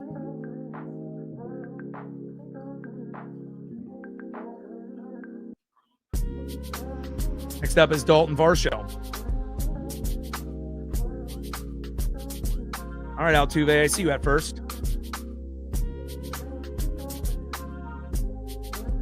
No, I won't be a Sonic fan, but I will call Sonic games with the Blazers. I live in Oregon, so you have to realize, some of my teams are going to be Oregon teams because I live here and I've lived here my whole life. And then some of the teams I'm going to root for that are obviously in Washington, like, the Mariners, obviously, and the Kraken, But, if I lived in Washington, then everything would be, straight up Washington. Huskies, Seahawks, Kraken, Sonics. It would have been an easy, thing for me. But, since I live in Oregon, it's a little bit split. As that gets popped up, Cole Young is there, and that is out number 3. So obviously the only team that I root for that isn't in Oregon and Washington is the Buccaneers, just because I'm a defensive-oriented fan. And back in the mid-'90s, I didn't want to hop on the Niner bandwagon with Joe Montana and Steve Young and Jerry Rice. Kind of felt that they weren't going to win anymore, and I was right.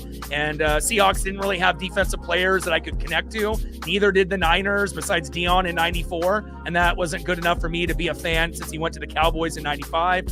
Junior Seau was awesome for the Chargers, but that wasn't enough for me. And then in '95, the Buccaneers drafted Warren Sapp and Derek Brooks from the U and Florida State in the first round. And I said, these are my guys. John Lynch was already there, Rondé Barber, Mike Allstott. That's like my type of personality, gritty, hard-hitting, athletes that were kind of one of a kind. And, with Simeon Rice, Warren Sapp, Derek Brooks, John Lynch, Rondé Barber, Mike Allstott, that kind of was a connection for me. And then ever since, I was 13 years old, I've been a Buck fan. Now, I will say this. Now, if the Legion of Boom existed in '95, I would definitely be a Seahawks fan, but they just didn't have, those type of players there, back in the day. But again, sometimes it's about how you connect with teams and whatnot. So, but, I still pay attention and follow everything Ducks, everything Beavers, everything Huskies, everything Cougs, and obviously when Gonzaga's in the tournament,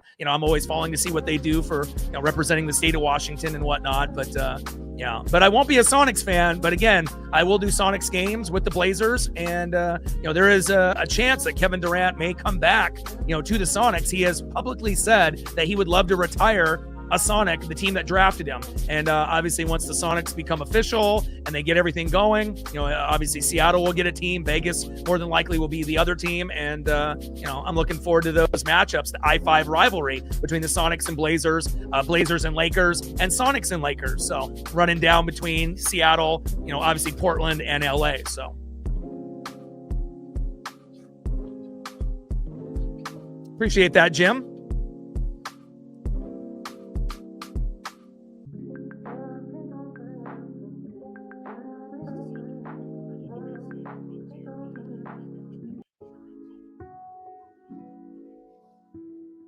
All right, let's go to the top of the 5th.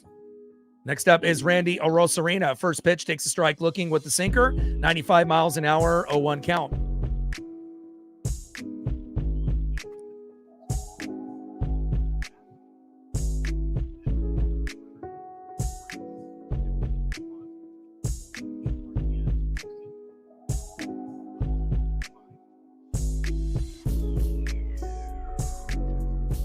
Durant's going to be amazing. I mean, we already know how consistent he is as a player. Obviously, LeBron has played a long, long time, and it's going to be a personal choice for Durant on how long he plays. But, even if it's in a couple years, Durant's still going to give you 20 and 10, pretty easily. So, and again, that'll put a lot of butts in the seats, especially coming back to your old team that drafted you.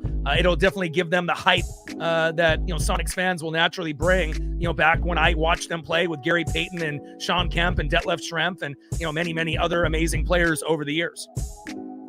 And a line drive by Randy Arozarena towards third base, throw to first, Christian Walker, toe tap on the bag, and that is one away.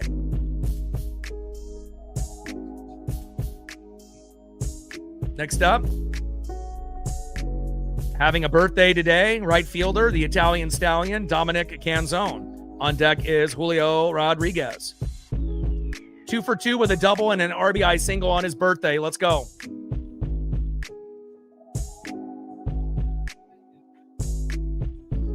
Let's go, Dom. See if we can get a home run out of Dominic Canzone.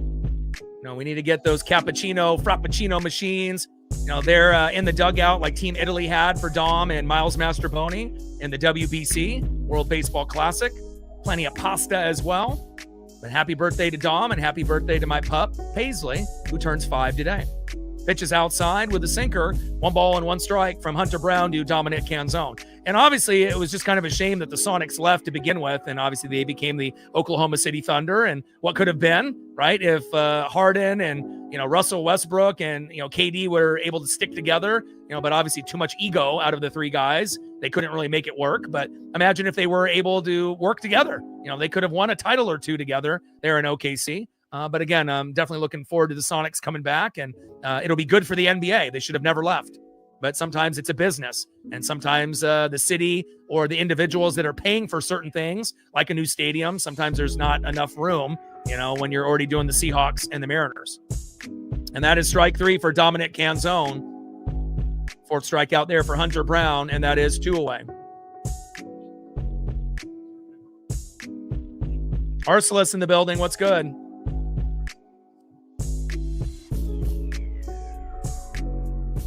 Next up is Julio Rodriguez. Let's go, J-Rod.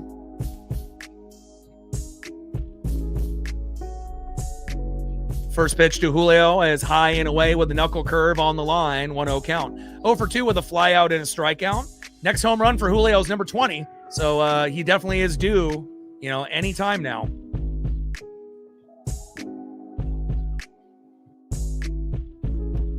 Yeah, but I don't think it's necessarily all about the money. For some of those guys, it would be about winning a title, and as you know, not everyone has won a title out of those big 3. So, and obviously Durant had to, kind of bandwagon and join the Warriors, to get his. So, they don't really have a lot of loyalty like they did back in the 80s and 90s, and again, it depends on where you are in your career. Sometimes it is about the bag, and about making sure that you have that money towards the end of your career for your family and for your legacy, but, sometimes it's about getting the ring, and then once you get the ring, then you can worry about the money. But if you don't have a ring yet, then sometimes people are willing to take less money, to be able to try to get a ring, like LeBron going to the Sixers. That was the most logical spot for him to go to win a ring. Better than going to the Warriors with Steph, and better than going to Miami with Bam and obviously Giannis. You need to be able to have good guard play, and obviously adding, Jaylen Brown and already having good guards there already and joining Embiid, it's going to give LeBron the best chance. A lot of those guys on the team are injury prone, but it's going to give them the best chance to make the finals. And as we saw this last year, anything can happen. No one expected the Knicks to go crazy in the playoffs and go all the way. So we'll see what happens, and I'm looking forward to calling some NBA games once we get into that part of the season. And that is out number 3. All right, let's go to the bottom of the 5th inning and see who's up next here for the Astros.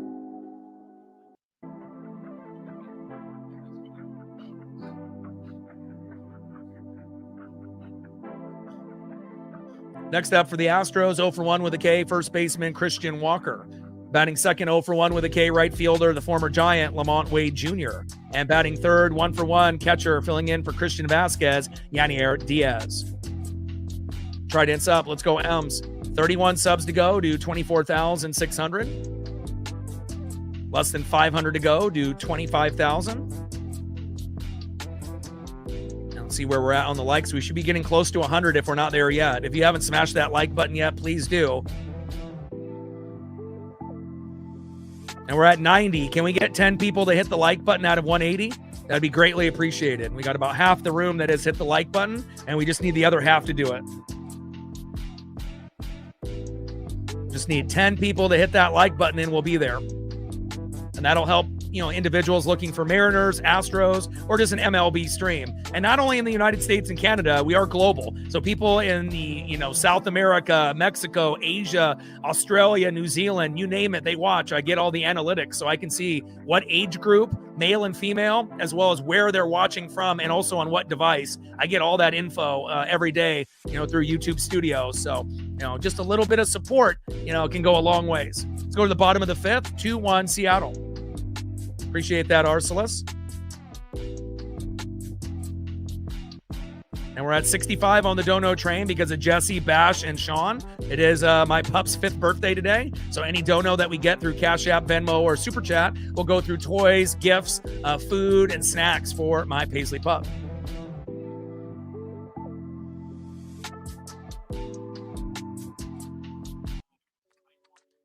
Shout out to my boy Brooks Beats with the best beats on YouTube.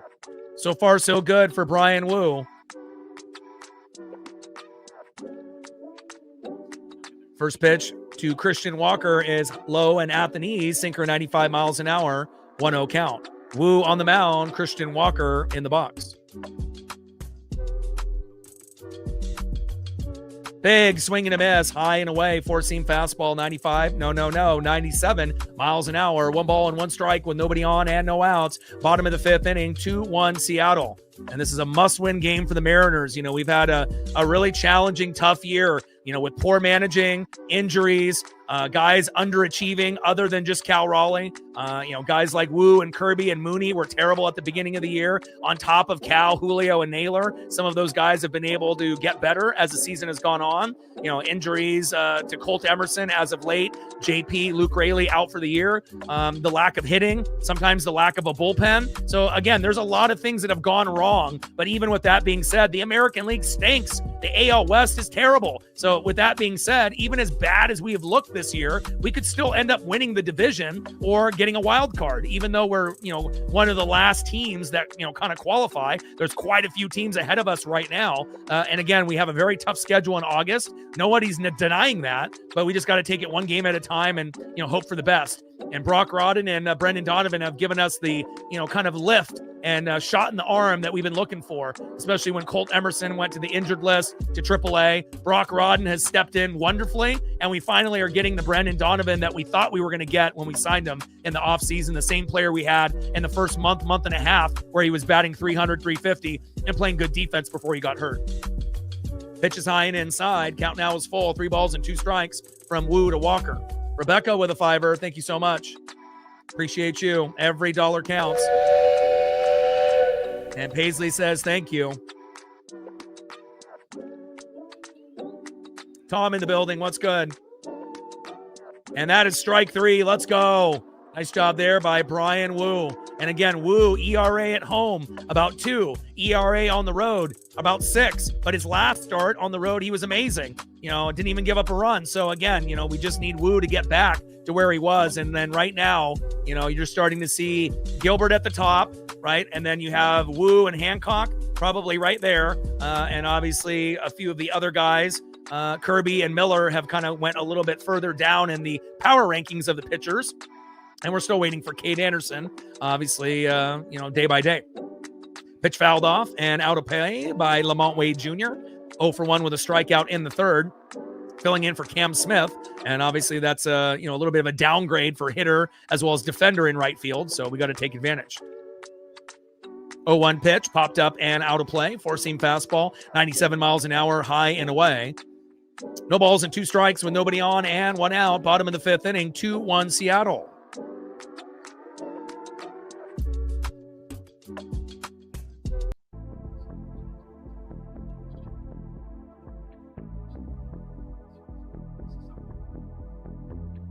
Oh, 2 pitch, high and away, 4-seam fastball, 91 miles an hour. 1 ball and 2 strikes to Lamont Wade Jr.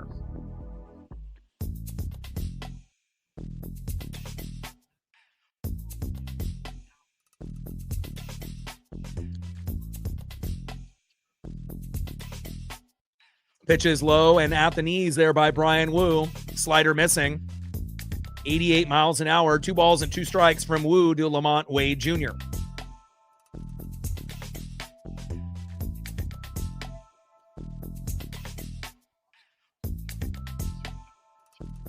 Two pitch, little dribbler. Oh, line drive right to Donnie. Let's go. And again, Brandon Donovan doing Brandon Donovan things. And again, he seems like a new player with the shaved beard. Doesn't even look like what we used to see him with the long hair and the long beard. Kind of looks like Colt Emerson, Cole Young, and Brock Rodden. They all kind of look the same. Same thing with the Orioles, with a lot of their guys kind of looking the same over the last few years as well.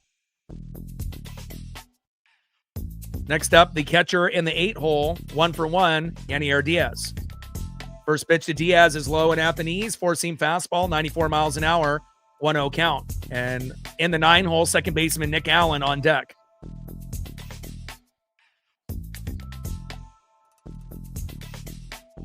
And we haven't really shown our best version of the Mariners. Slow dribbler to third. Donnie is there, running play, throw to first, got him. And Donnie making plays that JP and Weston Wilson and a lot of others that have tried would have dreamed of making. Great job there by Brandon Donovan. And again, not only are we getting the defense, we're getting the hit ability out of Brandon Donovan there. Great job there by Naylor, adjusting his body and toe tapping the bag, and that is out number 3.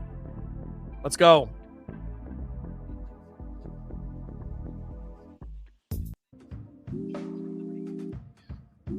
Shout out to my boy Brooks Beats with the best beats on YouTube. End of the 5th inning, 2-1 Mariners. Next up for Seattle, 0-for-2. First baseman, it's Nails, Josh Naylor. He's seen the baseball really well in the last month and a half. Let's go Nails. Batting second, 0-for-2. Time to get a hit. Second baseman, Cole Clutch Young. He can do it all, offense and defense. Let's go Cole. And obviously we know he had a big 3-run jack late in the game yesterday. Let's go Cole Clutch Young. And batting third, 0-for-1 with a walk and a K, big dumper, Cal Raleigh. See if he can draw another walk here for the Mariners. 31 subs to go to 24,600. Less than 500 to go to 25,000. Gained another sub moments ago. Thank you so much. Only 30 now to go to 24,600. Shout out to our new subs, our mods, our regulars, our female audience, everyone watching in the United States, Canada, Mexico, South America, Asia, and beyond. Mariners 2, Astros 1, and I don't feel that we're done scoring just yet. End of the 5th inning, 2-1 Mariners. And we should be over 100 likes now, and we are. Thank you so much. We're at 111, 89 to 200.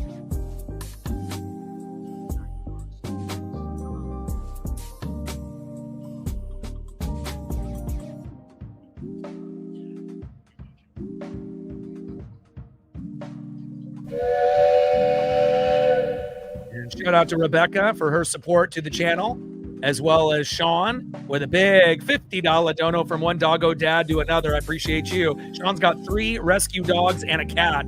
Salute. Bash with a tenner, Rebecca with a $5, and then we obviously have Jesse that ended up going on the Cash App Venmo side with a $5 to get us started. Appreciate the 4 of you, and we'll see if we get a few more individuals to show some love for Paisley's birthday here today. Trident's up. Let's go, M's. All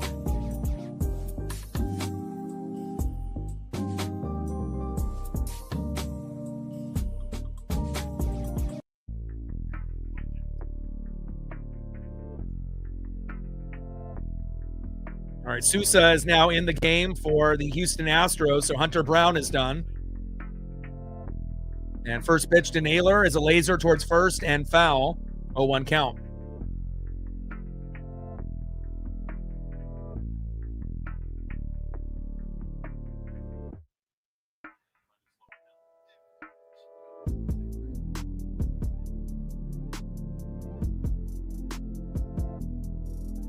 0-1 pitch, line drive towards first. Yes, let's go. And Josh Naylor getting a hit. I knew he had a good chance. And again, who says that lefties can't hit on lefties? And again, if we would have had Dominic Canzone and Luke Raley hitting all year round, we probably would have 5 or 10 more wins right now instead of doing Rob Refsnyder, Connor Joe, Mitch Garver. Obviously, that experiment doesn't work. And again, you need to have your best players playing, regardless if it's lefty on lefty or righty on righty. You have the best players play. That's what the good teams do. Next up is Cole Clutch Young. Let's go, Cole. My favorite player on the team. He can play defense. He can play offense. And for a second baseman, he's got sneaky power. He's a lot more powerful than he looks. And again, he's got a great swing, a great attitude. And again, he is going to be potentially, one of our best players on the team for many years to come, and could end up being the best player on the team with Julio and Cade Anderson. To me, those are going to be the big three, moving forward for a long, long time.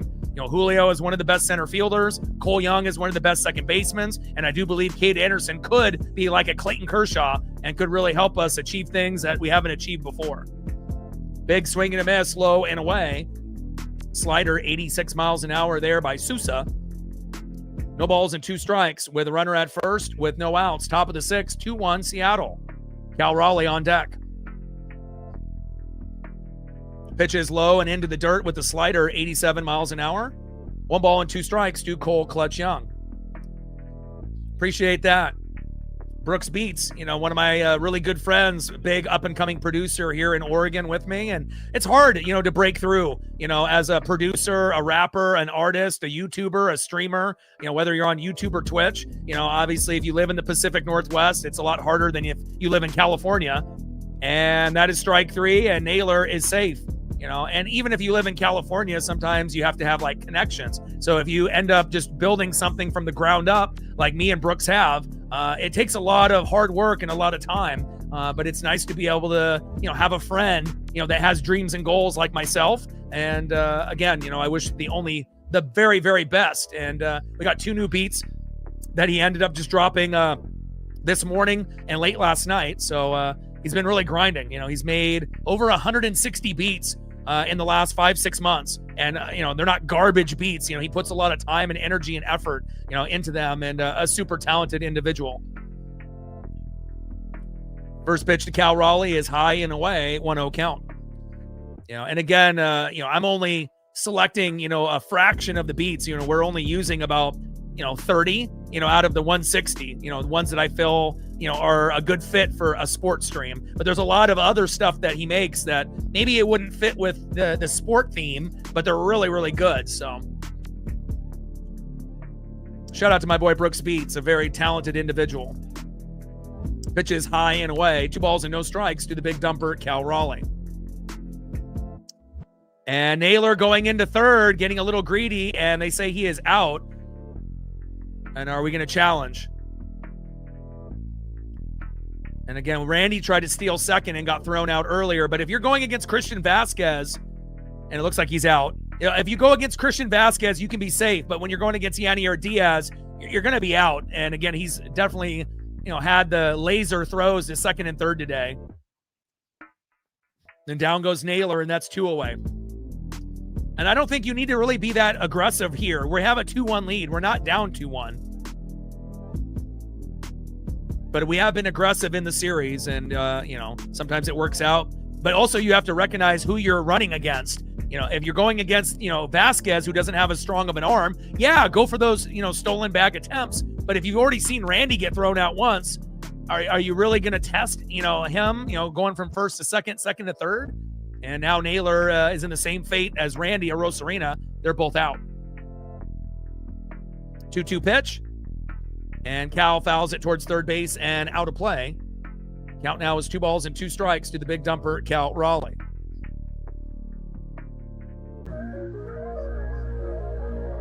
Shout out to my Brooks Beats with the best beats on YouTube. What a special individual, very talented. Started playing the piano at a very early age, 3, 4, 5 years old. Has a music, for the ear. You can just tell that, and a lot of the stuff is a lot different than the others. Hard hit ball, deep left field, back to the wall, and gone! Let's go! Cal Raleigh, solo dinger, unbelievable! Woo! Let's go.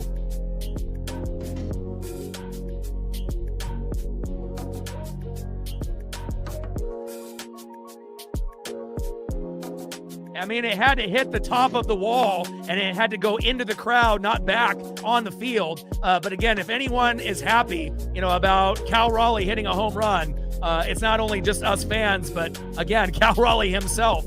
Things have not gone, Cal's way this season. And again, great job there by the big dumper, Cal Raleigh.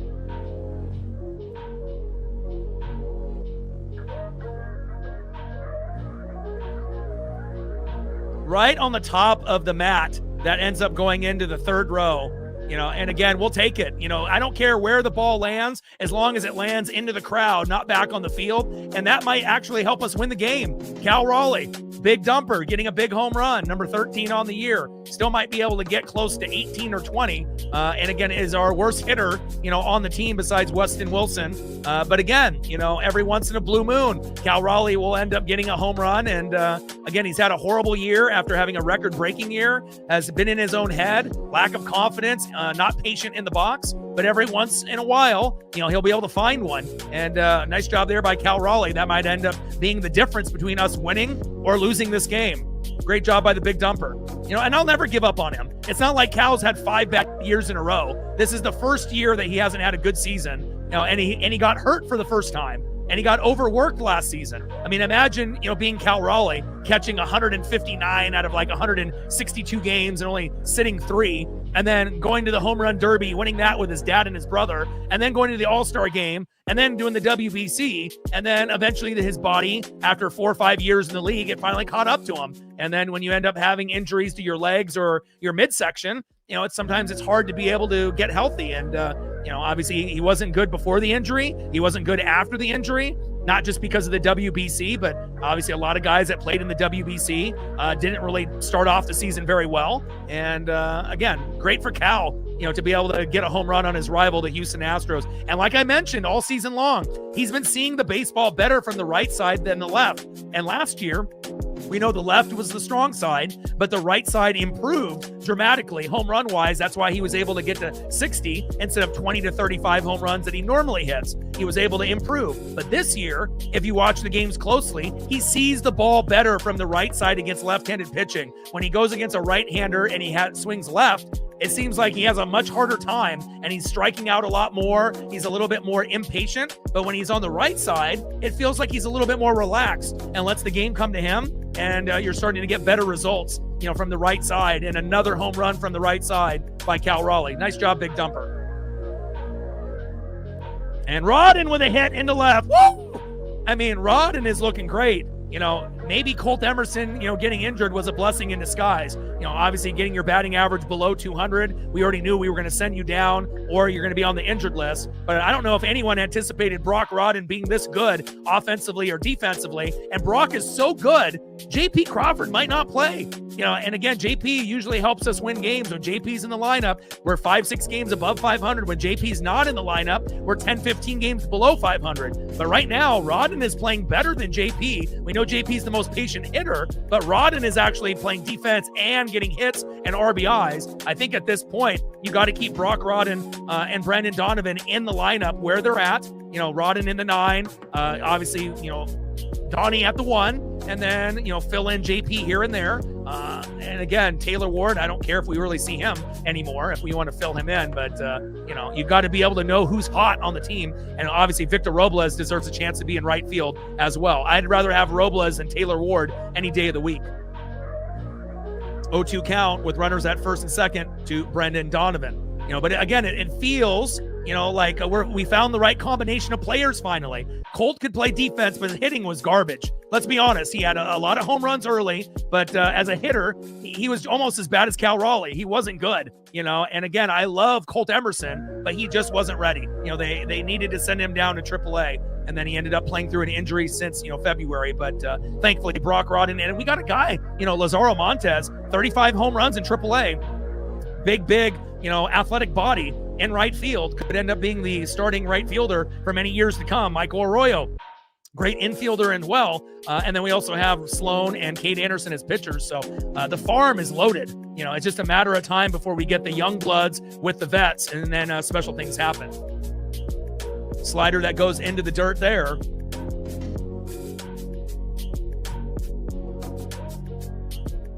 One ball and two strikes from Sousa to Brendan Donovan. Let's go.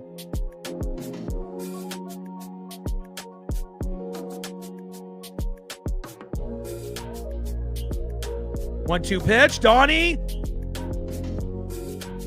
And Alvarez gets to it on the wall, and that is out number 3. And that was kind of a very awkward look, you know, there with the approach to get that ball, but he got it. But Cal Raleigh getting the job done. And now we have a 3-1 lead. And as everyone knows, you know, I'm not sure if we're going to have Mooney come out or not. But again, normally when we have a 2-run lead, you know, if Mooney comes out, right, which he had the meltdown last time, but normally with a 2-run lead or more, he wins 99% of the time. But when we only have a 1-run lead or the game is tied, usually Mooney gives up a run, it seems like. And, you know, sometimes we would still win, but then the game would have to go a little bit longer. But hopefully we're not done. And I don't think we are. I think we'll be able to get 1 or 2 more before this one is up. But great job by the big dumper, Cal Raleigh. We haven't said that very many times this season, you know, and one of the worst hitters that qualify for hits in baseball. But again, I'm never going to give up on Cal Raleigh. I'd rather root for a guy that is in his own head, having a rough year and being hurt, than a guy that is lazy, that doesn't run hard to first, that has a hard time, you know, showing effort in left field for ground balls. So, you know, I wish the best for Randy. You know, if he ends up moving on from the Mariners after this year, you know, but again, if Randy ends up being our everyday DH, we don't talk about him anymore having these issues in left field. The only issue he would have is him running hard to first base. But again, I'm not sure if he's willing to do that, you know, but again, Cal Raleigh, great job with the home run. 3-1 Mariners.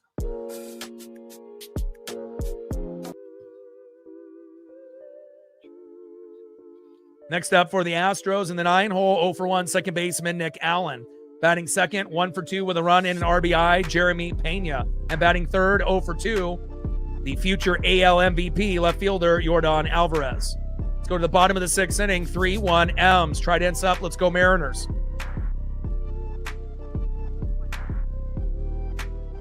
Gained 2 more subs during the commercial break, appreciate you.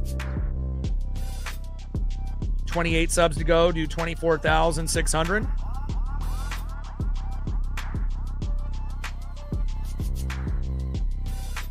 We'll see how close we are to 150 likes so far. We're trying to get to 200 if we can. And we're at 117, 83 to go.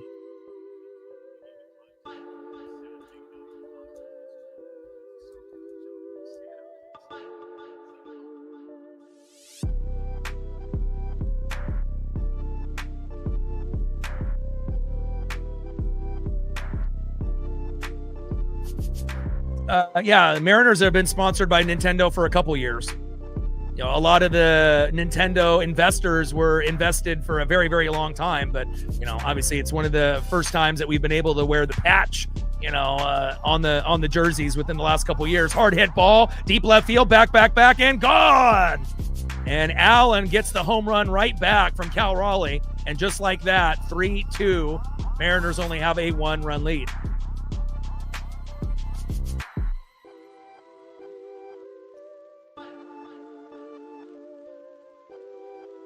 Yeah, it almost feels like Colt Emerson was having the NFL mentality. You know, if you ended up watching, you know, quarterback on Netflix or receiver, you know, you start to realize, you know, guys like, for example, Baker Mayfield was great in the first month of the season, MVP candidate, and then didn't really play the Buccaneers that well towards the end of the year, and then they missed the playoffs. And then you realize watching that documentary with him and his wife and his kids and the family, how many serious injuries he had trying to play through the pain, where a lot of other guys would have sat out, you know. So sometimes, you know, you try to, you know, kind of tough through it. But again, if you're injured, sometimes you got to be able to speak up. And, you know, Emerson has been hurt since February. And, you know, obviously the defense was great, but the hitting, you know, definitely took a toll. And hopefully he'll learn from that experience. And, you know, hopefully he'll end up getting better, which I believe he will be. First pitch to Pena is high and inside, 1-0 count.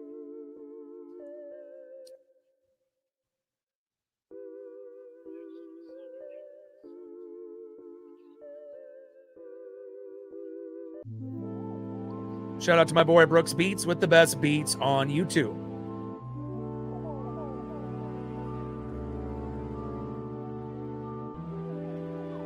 And honestly, we just want, our pitchers to give up 2 runs or less. And you got to remember, Wu has an ERA of 6 on the road, but his last start, he gave up none, but we still lost, because the bullpen didn't do their job. So, again, Wu is good at home, ERA of about 2, but on the road, it's about 6. So that's why his ERA is at 4 overall. But lately, he's starting to find a little bit of a groove. Hancock pitched well. Gilbert is our 1, and obviously Hancock is probably our 2 now. Wu 3, Kirby 4, Miller 5. But that doesn't mean the power ranking order can't move from one week to the next. And, we got a very strong starting 5. And then obviously number 6 is Cade Anderson, but he's still in AA, killing it, by the way. Having one of the best farm, AA seasons of all time.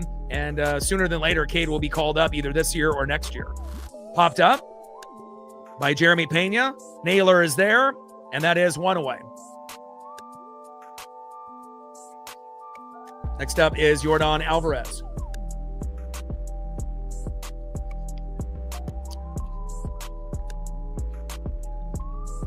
Miguel Cabrera, American Pharaoh, Justify, the triple threat winners. 2 thoroughbreds and Miguel Cabrera, but Yordan Alvarez could end up doing it this season. First pitch from Brian Wu to Yordan Alvarez, high and away, 1-0 count.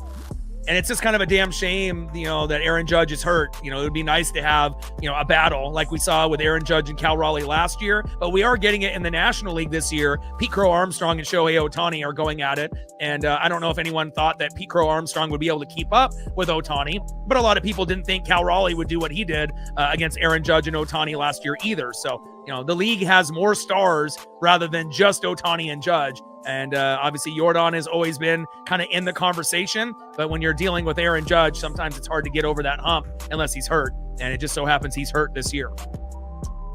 Pitch fouled off and out of play. And Yordan is batting .320. Chandler Simpson .309. He's number 1 in home runs, 36-35 over Junior Caminero, and he's got 6 more ribbies than Dylan Dingler, who's having a all-star type of year for the Tigers at catcher. We obviously know Shea Langoliers was great. Obviously, Drake Baldwin for the Braves was great. But Dylan Dingler doesn't get talked about enough, even though the Mariners have a deep rivalry now with the Tigers and the Astros. 2-2 pitch, big swing and a miss. Down goes Yordan Alvarez. Great job there by Brian. Woo! There we go, baby. Nice job by Wu getting Yordan Alvarez. And that is 2 away.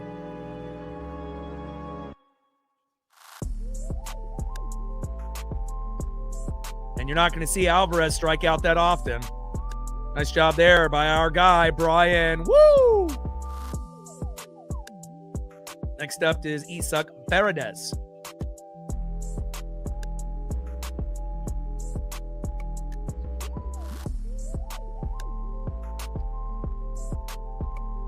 And first pitch hits Paredes there in the leg.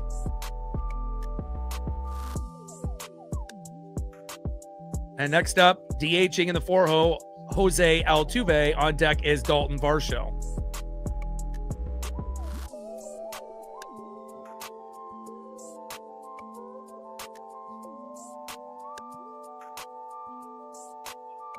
Looks like Cal got clipped on that as well. Wu's only at 71 pitches, which is crazy. And now they're coming out to look at him to make sure he's okay. I don't know. I mean, it could go a number of ways. I'm hoping that we can end up winning this game 4-2, 5-2, 5-3, something of that nature. I don't want us to finish. I mean, and it is possible that it could end up being a 3-2 final, but I'm hoping that we can put up a little bit more. Again, we obviously have been able to put up 7 runs plus in the last 2 games, and all it takes is one, bullpen pitcher to have a meltdown, and you can score 6 runs in that half inning, or you could give up 6 runs, or less in a half inning, depending on how it goes. So,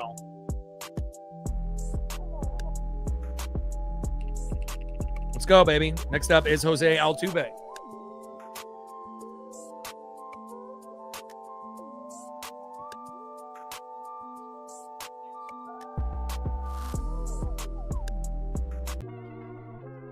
And we got the day off tomorrow, so got to be able to get the job done. First pitch is low and away.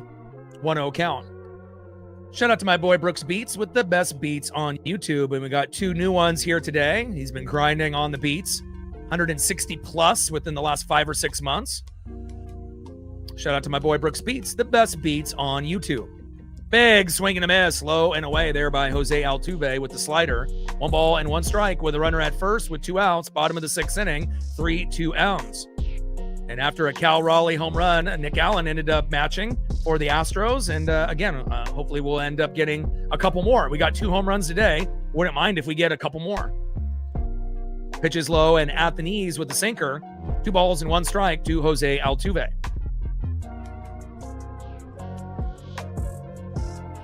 Sinker 96 miles an hour there by Brian Wu. Sunday Night Baseball here on NBC and Peacock, a global broadcast. And it's nice that we've actually started to play pretty well on global broadcasts as of late. At the beginning of the year, we were just getting destroyed. As that gets popped up, Cal Raleigh is there, and that is out number 3. Let's go.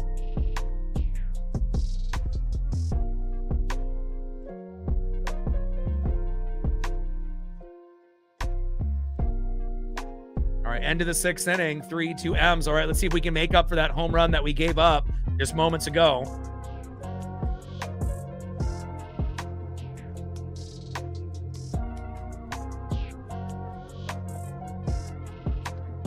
Next up, 1 for 3 with a run and an RBI with a solo dinger in the first to get the party started, Randy Arozarena.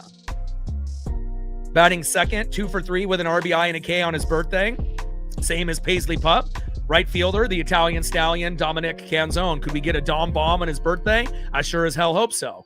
And batting third, 0 for 3 with 2 Ks. Time to get your first hit of the game, and nothing would be sweeter than a home run and raising the trident right here like in this photo. Julio Rodriguez. Trident's up. Let's go, Elms. 28 subs to go. Do 24,600. Less than 500 to go. Do 25,000.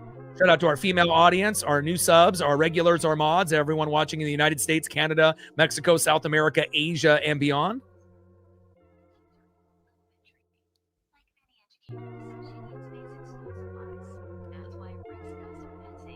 And with 200 plus in the room, let's see if we can get close to getting to that 200 like number. We're at 124.76 to go.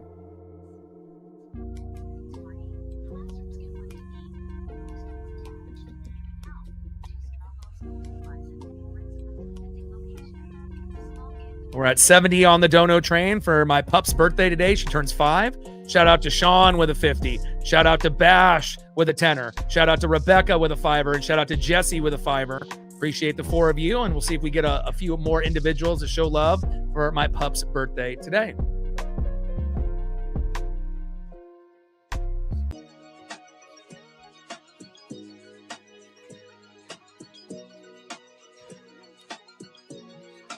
End of the 6th inning, 3-2 Mariners. And if you need a quick recap, first inning, Randy Arozarena with a solo dinger, 365 feet to left center, 1-0 M's. Canzone with a single to right, scoring Rodden, 2-0 Mariners. Jeremy Pena with a homer to right, 369 feet in the 4th, making it 2-1. Cal Raleigh with a homer to left, unbelievable in the 6th, making it 3-1. And then Allen hitting a home run moments ago into left, 387 feet, 3-2 Seattle. And great job by Brian Wu, so far, normally has an ERA of about 6 on the road, was 100% clean the last time that he played on the road, and obviously has only given up 2 runs, so far here today, which is awesome. That's what you want out of your starting pitching staff, 2 runs or less. And now we got Abreu in the matchup. First pitch to Randy Arozarena is high and away, 1-0 count.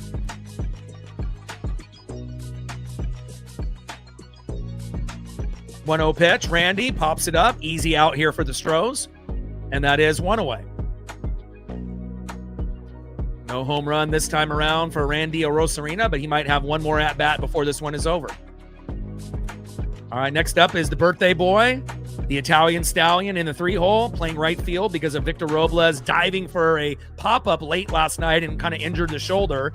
It is the Italian stallion, Dominic Canzone. See if we can get a home run for the birthday boy. And on deck is Julio Rodriguez.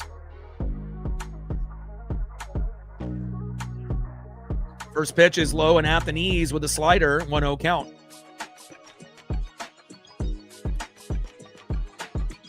.88 miles an hour there by Abreu. 1-0 pitch from Abreu. High and away, four-seam fastball, 95 miles an hour, missing. 2 balls and no strikes from Abreu to Canzone. Let's go, Dom. Brian Abreu on the mound, Dominic Canzone in the box.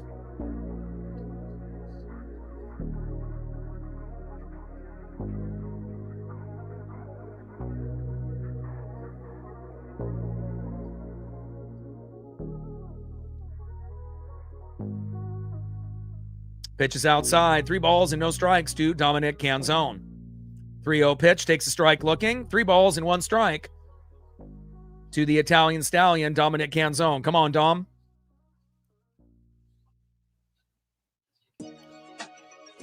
.3-1 pitch. And there we go. Dominic Canzone with a patient at bat. Pitches low and at the knees inside, and that's a walk for Dominic Canzone. Having a great day today on his birthday. All right, next up is Julio Rodriguez. Time for you to get your first hit of the game. And if you end up getting a 2-run jack right here, that could propel us to victory. Let's go, Julio. On deck is Josh Naylor.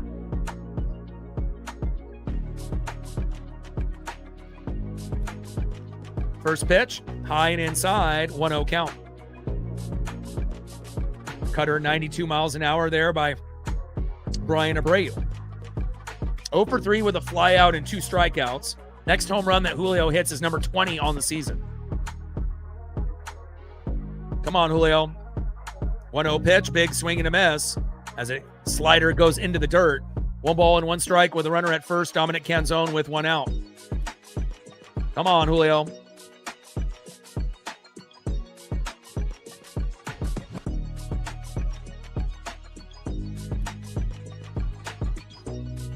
Come on, J-Rod. Blum, Ryan Rowland-Smith, and Benetti. A big downgrade from what Sunday Night Baseball used to be back in the day with Joe Morgan. That's when Sunday Night Baseball was top tier.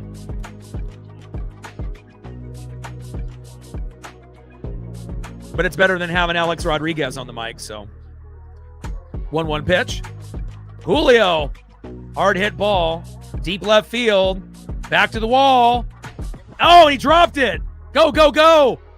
Let's go, baby. We've gotten lucky on a few hard hit balls that have been hit on the wall or close to, a glove, but hitting the wall. Yordan Alvarez does not make the catch. And now that's a stand-up double for Julio Rodriguez. And then Dominic Canzone makes his way into third. Let's go.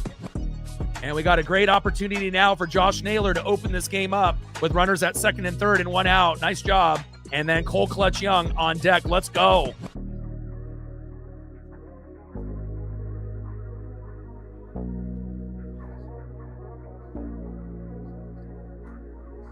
And sometimes it pays to be lucky, when you got a guy that normally would make the play. We have Lamont Wade Jr. in right field instead of Cam Smith, and we were able to do that to him early in the game and get a double. And then Yordan, he's obviously a hitter. He's not the greatest defender. It's like Aaron Judge. Every once in a while they'll be able to make some big plays, but, realistically, let's be honest, they're a little bit more, hitter friendly. But again, that is a play that Yordan could have made, but luckily it ended up just going out of the glove on the wall. And obviously in Houston, if you look at their stadium, it's a little bit different than a lot of the other stadiums, the way it's constructed in the outfield. It's not just like the wall right there where you can jump and rob a home run. They got obviously that big scoreboard and a lot of things behind, that obviously have to go a little bit higher. It might not be like, the monster in Boston, but, it definitely is a little bit harder to hit home runs here.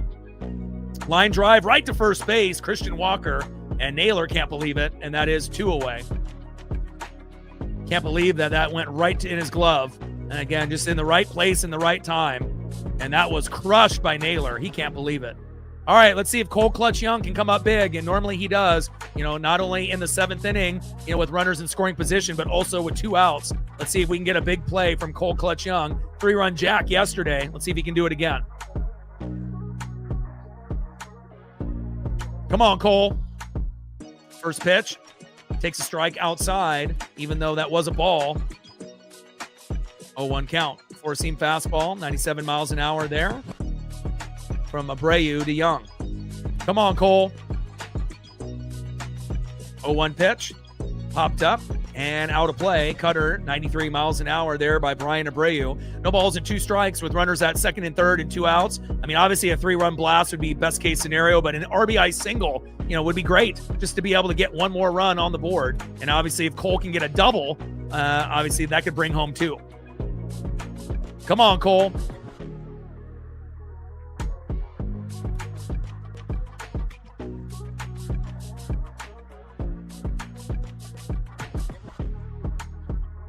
Oh-2 pitch. Ooh, almost got away from Diaz's glove, and that would have scored Dom from third.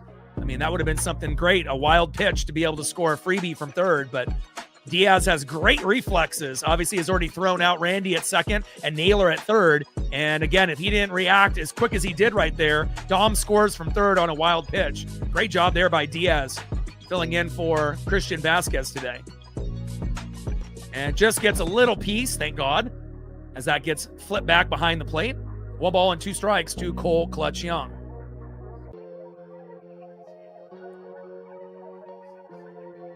Come on, Cole. Top of the 7th inning. 3-2 count. Oh, and Cole gets pitched on a 1-2 count. Wow, hit by pitch. I hope he's okay. And we know 3-2 counts, 2-2 counts, he can get it done, but a 1-2 count, and that one ends up hitting Cole Young.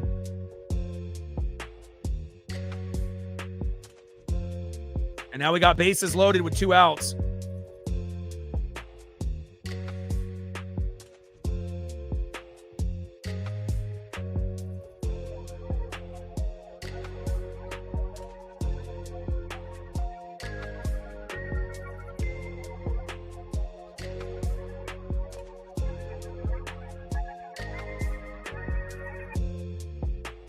Next up is the big dumper, Cal Raleigh, as that one got him on the knuckle. And Cal already has a home run. Not to say that Cal would hit another one, but could you imagine? Just get an RBI or a walk. First pitch, big swing and a miss, 0-1 count. And I actually was kind of hoping that Cal would bat right-handed, And normally when you got a right-handed pitcher, you're going left. And then when you have a left-handed pitcher, you're going right. But if I was Cal right here, I would actually go righty against righty instead of not going lefty. He's not seeing the ball very well lefty, but if he goes righty on righty, it's kind of unconventional, but again, that's what I would do. And I think that he would get better results. He's been getting more home runs and more big hits from the right side than the left. But again, you have to understand, your swing and who you are. 1-1 pitch from Abreu, high and away. And we're getting a challenge here.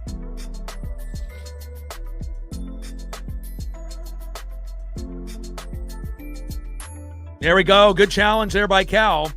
And that gets overturned from a strike to a ball. Awesome. Let's go. 2-1 count, much better than a 1-2. Let's go, Cal.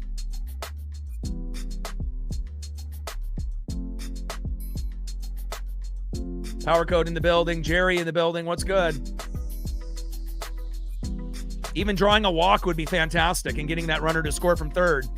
2-1 pitch popped up. And out of play. 2 balls, 2 strikes, bases loaded with 2 outs. We've had bases loaded once before, but weren't able to cash in. And obviously we know Cal has not been a very good hitter this year. As far as qualified hitters, one of the worst. But he did hit a home run today. So again, you just never know, what you're going to get out of Cal. But again, definitely seeing the baseball better from the right side than the left. And let's see if Cal can obviously find a way to get something positive from the left side. And as you can see, versus left-handed pitching and right-handed pitching, even though he's got more home runs, maybe from one side to the next, 8-4, but as of late, he's been seeing the baseball better from the right side.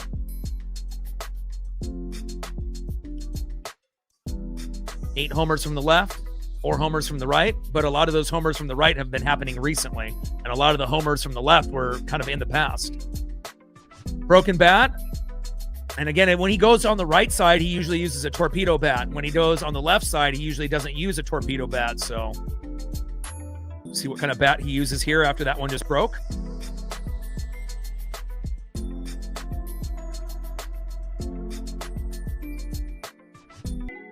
Come on, Cal.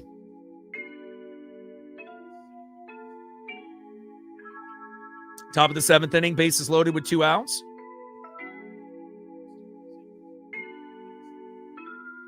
And Cal pops out to second, and that is out number 3. Like I said, he needed to switch to the right side. You know, that's what I would have done. And again, he just hasn't really been seeing the ball very well from that left. Missed opportunity there, but again, if we had anybody but Cal Raleigh, you know, there, even though he did hit a home run earlier, you know, we might have been able to get something going there. But again, maybe we'll be able to get something, you know, in the 8th or the 9th. But again, we have been able to get guys on base, but again, another one of those things that we've had a problem with, you know, leaving guys on base and leaving them stranded. But again, Cal hitting a home run from the right side today, but struggling a little bit on the left. So, all right, let's go to the bottom of the 7th inning and see if we can hang on to this 1-run lead. Next up in the 5-hole, center fielder 0 for 2, Dalton Varsho. Batting second 0 for 2 with 2 Ks, first baseman Christian Walker. And batting third 0 for 2 with a K, right fielder today, Lamont Wade Jr. Trident's up, let's go M's. And even though, you know, we've had bases loaded stranded twice, I still feel that we can win this game. There's no doubt about that. Gain another sub during the commercial break. Appreciate you. 27 subs to go to 24,600.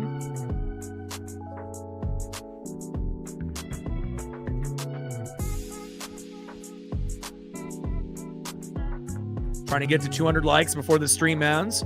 And we are at 133. We need a little bit of help from the 231 in the room.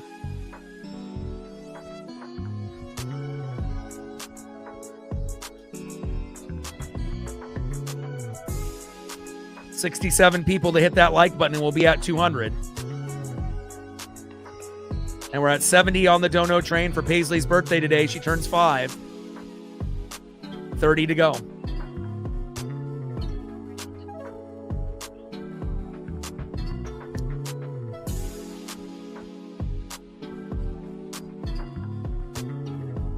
Shout out to my boy Brooks Beats with the best beats on YouTube.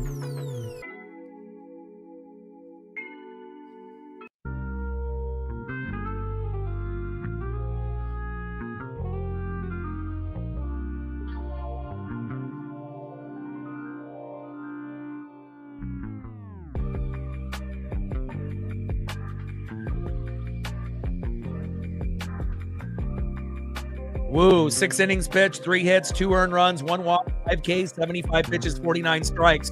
So again, Woo can keep going. Obviously, we have to hope that he doesn't give up a big RBI or home run. But if we can keep them at 2, and he can pitch 1 more inning, and then we can have someone come in the 8th and the 9th. I'm not sure if we're going to be bringing in Mooney.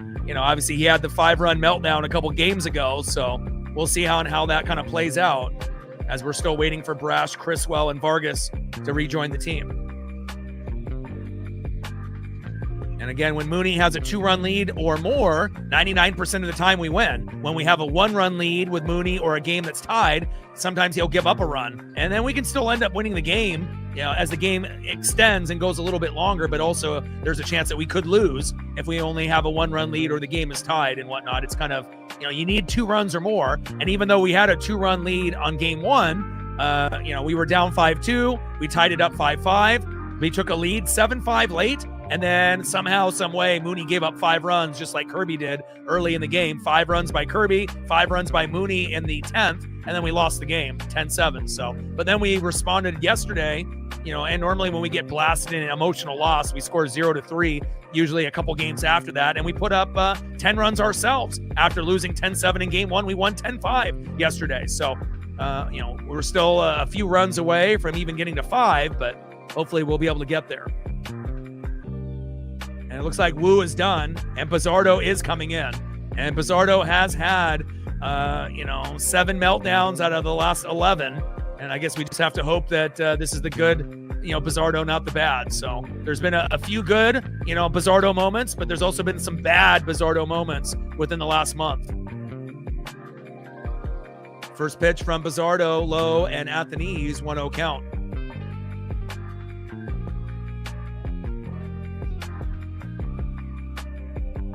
mean, honestly, no one has really been reliable besides Bizzardo, Spire, and Ferrer. They all have been equally kind of untrustworthy. And you got Rucker and Davila are untrustworthy AAA guys. And then Mooney was gaining our trust until he had the 5-run meltdown on game 1. So there's not really anybody that we can trust right now. And a line drive. Nice job by Naylor. Flip to Bizzardo. Let's go. And a good job there by Josh Naylor saving Bizzardo from giving up a single. Good job by Naylor.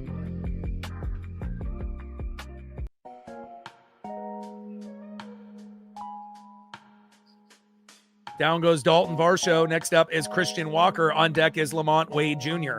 And sometimes you're just going to need good defense to bail out a pitcher that's on the ropes, and hasn't been pitching well lately. Whether that is a double play or, making a nice grab in foul territory, or getting a line drive and working together with Bizzardo covering first, like we just saw. And it's like, I don't expect anybody to get strikeouts between Ferrer, Spire, and Bizzardo. I just need outs. I don't care if it's a pop-up, a ground out, and if they get 1 strikeout out of 3 batters, good for them. But anything more than that is shocking. You don't expect any of our guys to get 3 punch-outs on 3 guys when they come in. Everyone has been a little unreliable, at the moment. So bullpen has been a liability this season. It's dropped us and lost us 30, 40 games this year, the bullpen. Hard hit ball, deep left field. And thankfully it's foul as Randy jogs through the ball. That could have been a triple. Thankfully it ends up going in foul territory there.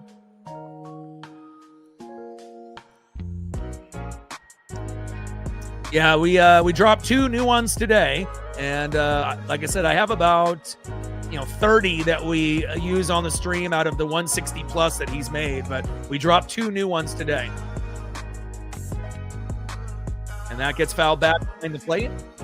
And then I got a lot of beats that, that were kind of on the back burner, that I didn't play for a few weeks that I'm starting to kind of incorporate, in the streams as well. So some of them are a little bit more, slower tempo, kind of R&B vibe-ish, and then obviously we got the ones that we play on the regular that are a little bit, more up-tempo and whatnot, but I try to, blend them in. 2 balls and 2 strikes from Bizzardo to Christian Walker.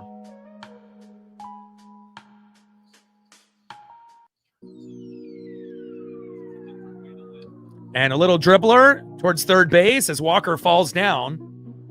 And he's on his back. 2 balls and 2 strikes from Bizzardo to Walker. And now the trainers are coming out. Hopefully Christian Walker's okay. I mean, anytime you end up fouling a ball off yourself, that self-inflicted injury, brutal. And we've seen a lot of Mariner players do that, where they hit one right off the top of the toe. There's no padding there, or you hit it right on the ankle bone. I can only imagine the pain, especially when your, exit velo is over 100 miles an hour, and then you swing hard and it goes right in the top of your foot or your ankle, and that'll definitely make you fall down on your back and whatnot. So, and Walker now is limping. Bottom of the 7th inning, 3-2 Mariners. And even though the Astros and Tigers are our, number 1 and number 2 rivals, I don't wish injuries on anybody. I don't care how big the rivalry is. I don't want anybody to get hurt, on the Mariners or on the opposing team. So it looks like Walker is going to try to tough it out, and maybe this will give Bizzardo that little edge that we need. And I imagine it will be, because again, once you end up fouling one off yourself, it typically leads to a strikeout in the next pitch or a pitch after that. So let's see if we can get it here on a 2-2 pitch. 2-2 pitch, big swing and a miss. I called that one, and that is 2 away. The pain is just too much, and you're not thinking properly. You're not thinking base hit. You're thinking, damn, my foot hurts. And down he goes, and we'll take that.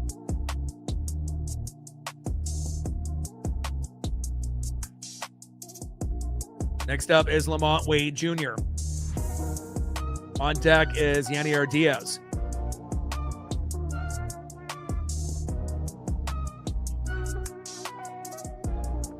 Pitch popped up and out of play, 0-1 count.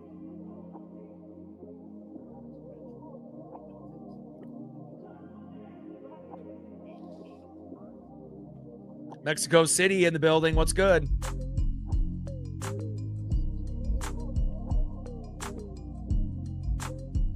Oh, 1 pitch.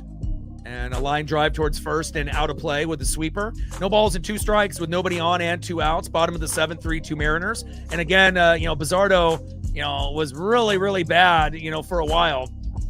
Blew, 6 out of 7. And then started to get a little bit better, with some defensive help. But still not really trustworthy. But lately has been slightly better. I mean, I'd rather have the game be clean for him rather than him give up a home run or an RBI. And that's kind of what he was doing, within the last month. But the last few, he's been slightly better. Not great, but slightly better. And a line drive up the middle and Lamont Wade Jr. with a single up to Julio Rodriguez.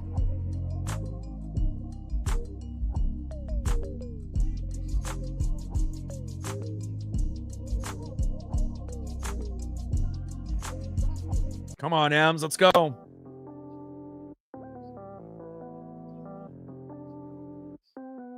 Next up is Yanier Diaz. On deck is Nick Allen.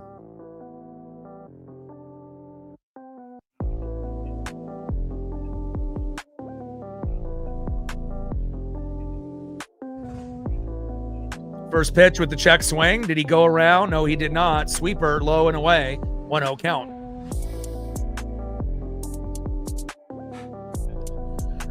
.84 miles an hour there by Edward Bizzardo. 1 ball and no strikes with a runner at first and 2 outs. Line drive to third. Fielder's choice. Brendan Donovan coming up big, baby. Let's go. And again, Donnie really showing that he can hit and he can defend and really filled in the gap where we really needed some trust at third base. And we finally got someone that, we know that we can play defense there and he can actually get hits.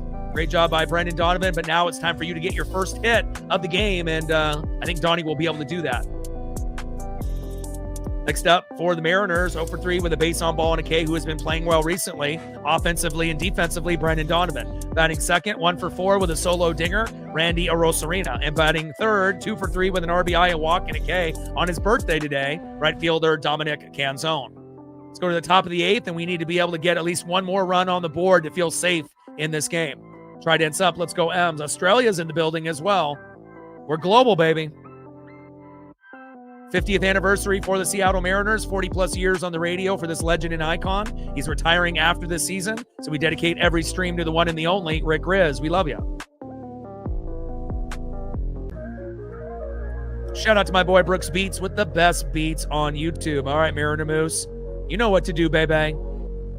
Shout out to our mods, our regulars, our female audience, as well as everyone watching in the United States, Canada, Mexico, South America, Asia, and beyond. New Zealand, Australia, Mexico, I see you. End of the 7th inning, 3-2 Mariners. 27 subs to go to 24,600. We're at 70 on the dono train, 30 to go.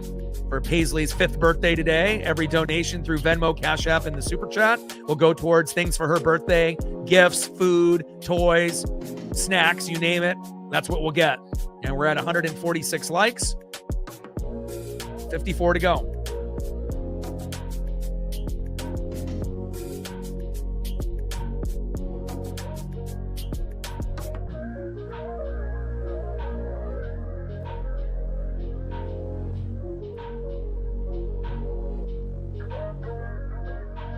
Let's go, Donnie. Let's go, Randy. Let's go, Dom. A Dom bomb would be great. And now Stephen O'Kurt is coming in.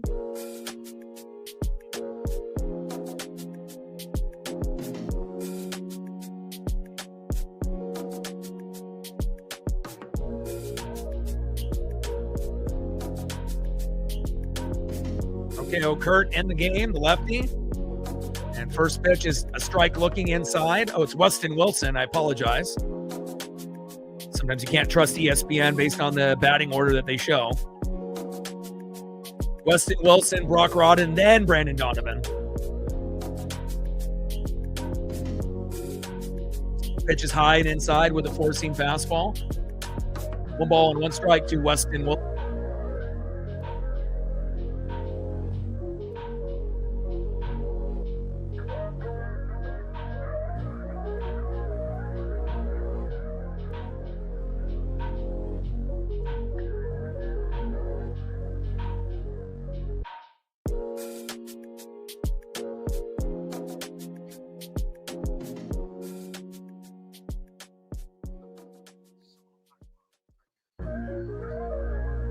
Pitch is low and away. Slider, 79 miles an hour, missing there by Stephen O'Kurt. 2 balls and 2 strikes to Weston Wilson.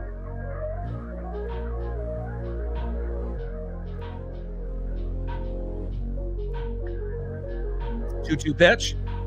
And Weston is a little pop up towards first. Christian Walker is there, even with a little slight limp, and that is 1 away. All right, baby, let's go.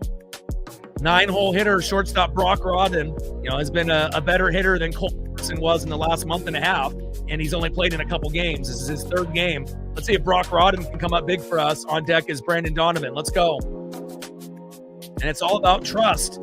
Do we have trust and consistency out of players? First pitch takes a strike looking, 0-1 count. Top of the 8th inning, 3-2 Mariners. Come on, Brock. And Brock is surprised with his defense and offense. There's no doubt.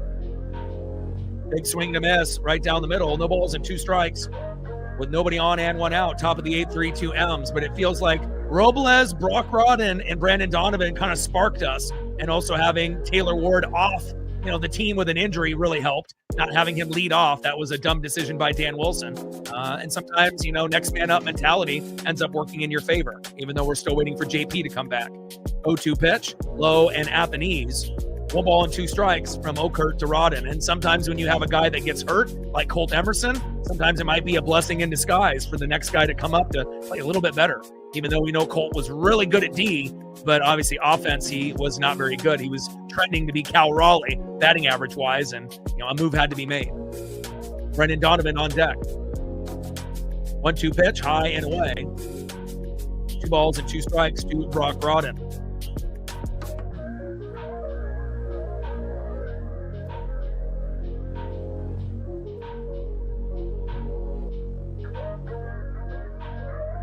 Two pitch, big swing and a miss, high and inside, nasty pitch there by O'Kurt, and that is 2 away.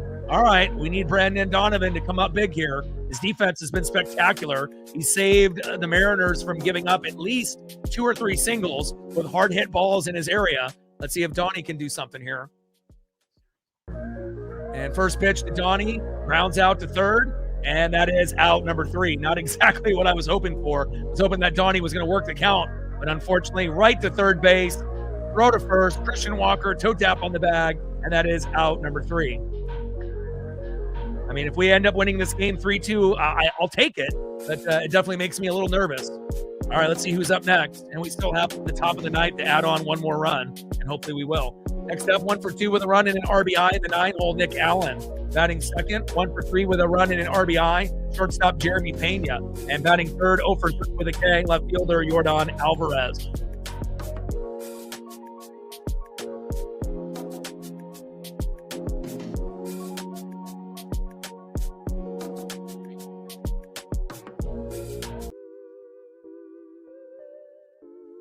Right hands up, let's go M's. We got to dig deep. Let's go. 27 subs to go to 24,600. Less than 500 to go to 25,000. 6.2 to 6.3 million views. Next goal will be 7 million views on the channel. And let's see where we're at right now. 149 likes, 51 to 200.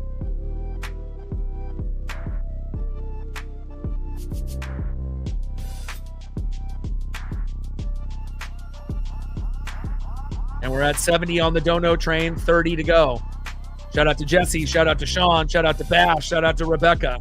We'll see if we get a little bit more support for Paisley's birthday today. We got Gabe Spire coming in, and we just got to hope this is the good Gabe, not the bad.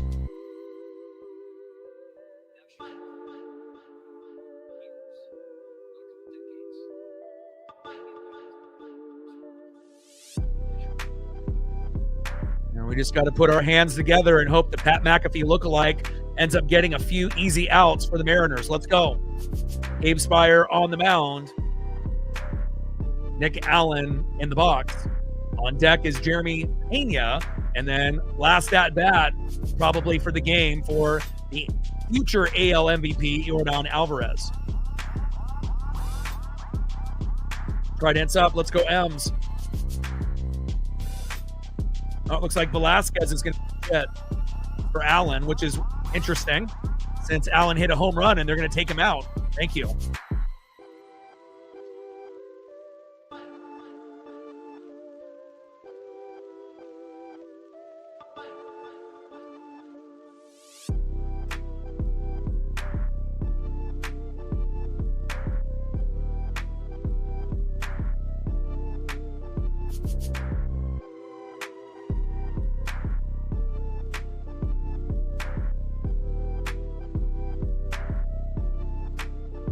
So Nelson Velasquez is going to come in for a guy that hit a home run. Hopefully that'll end up working in our favor here. First pitch, high and away with a sinker, 1-0 count. Shout out to my boy Brooks Beats with the best beats on YouTube.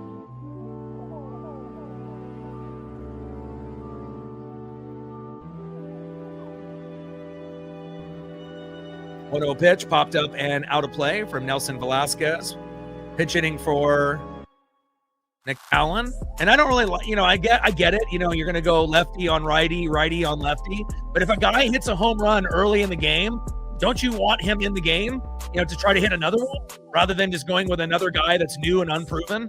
It seems like a Dan Wilson kind of move, that Dan would do. And he has done it before. Like, Luke Raley or Dom hit a home run early and then you replaced them, for Rob Refsnyder or Connor Joe. And more times than not, it didn't work out. And hopefully it doesn't work out for the Astros here. 1 ball and 2 strikes from Spire to Velasquez. 1-2 pitch, high and away. 2 balls and 2 strikes from Spire to Velasquez. Bottom of the 8th, Mariners hanging on to a 1-run lead, 3-2. We got the day off tomorrow, and then we start, obviously, another set on Tuesday. Paisley's birthday today. She turns 5. And we also have a birthday with Dominic Canzone as well. Pitch is inside there. Count now is full. 3 balls and 2 strikes from Spire to Velasquez.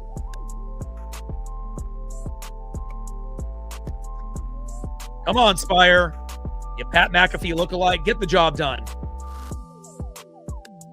Come on, Gabe. 3-2 pitch. Popped behind the plate to the Capital One sign. And out of play. Count now is full. 3 balls and 2 strikes from Spire to Velasquez. Batting .208, 4 home runs, 13 ribbies, Nelson Velasquez. And Velasquez pops up into second and caught. Here we go. And maybe that was the, move by the manager that they might have regretted. And look at Cole Clutch Young coming in next to Naylor. Says, you know what? I'll get it done. Nice job there by Cole. As trustworthy as it gets. And that is 1 away. Great job by Cole Clutch Young. Could end up being our best player sooner than later. And that's saying a lot when you got Julio and others on the team. Nice job, Cole. Next up is Jeremy Pena. On deck is Yordan Alvarez. Let's go, Gabe.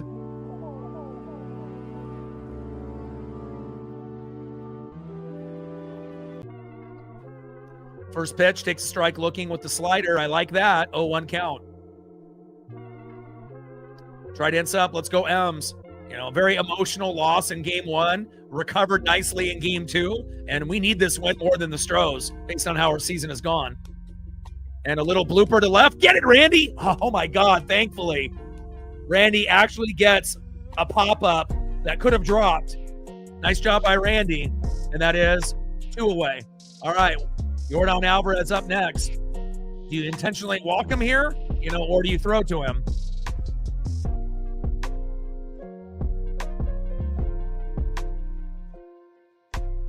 Alvarez in the box. On deck is Isaac Paredes.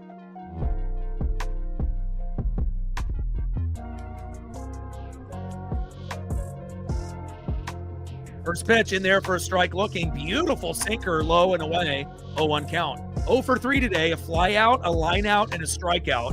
319, 36 home runs, 88 ribbies. He's trying to win the Triple Crown, and he might actually do it. A few of the categories, he's only ahead by 1, like Junior Caminero in home runs. And a little blooper into right, and it turns into a single. So I guess if we would have intentionally walked him, same result. And again, it's not often that a guy that has been playing better baseball than anybody else besides Pete Crow Armstrong and Shohei Ohtani, who are battling it out for the National League MVP, a guy is not typically going to go 0 for 4 or 0 for 5 when you're the best player in baseball. Considering Aaron Judge has been injured this year, it would have been a nice duel like Judge and Raleigh last year, but Alvarez getting a hit there. But hopefully we'll be able to get this last out. Come on, Gabe. And now we're going to have a pinch runner there for Yordan Alvarez. Yordan was actually coming up in the farm system with the Dodgers. Could you imagine if Yordan would have stayed with the Dodgers? Incredible. And that's one player that ended up, getting away. I mean, they already have an all-star team, but can you imagine Yordan on the Dodgers with everyone that they have already? Crazy. Bottom of the 8th inning, 3-2 Seattle. He is hot and cold, right? But he's putting up numbers on par with Ohtani, and even some of the numbers are better than Ohtani. So again, and obviously we know Ohtani is pitching and hitting, and obviously that's a great responsibility and the best player in the game. And typically that's between Ohtani and Judge when they're healthy. First pitch is high and away to Isaac Paredes, 1-0 count. But you got to give PCA credit. It's like Cal Raleigh. He's not going to get a lot of votes because there's a lot of haters, that don't want to really vote for someone other than Judge or Ohtani in a regular year. And a line drive into left, ground ball to Randy off of one hopper. And now they got runners at first and second with 2 outs. Come on. Come on, Gabe. And next up is Jose Altuve. Yikes. This is not who you want to go up against Jose Altuve. Come on, Gabe. We only have a 1-run lead. Altuve steps up into the box. Next up is Dalton Varsho. Yeah, make the change. Get his ass out of there. And then Sir Anthony Dominguez is going to see if he can get this last out, and hopefully Dominguez will. Well, thanks for shitting the bed, Gabe. Another guy that's unreliable. At least we still have a 1-run lead. And the Pat McAfee lookalike fails in his opportunity to play well. But at least the game is still 3-2 Seattle, but for how long? And we got to hope that Sir Anthony Dominguez can get this last out.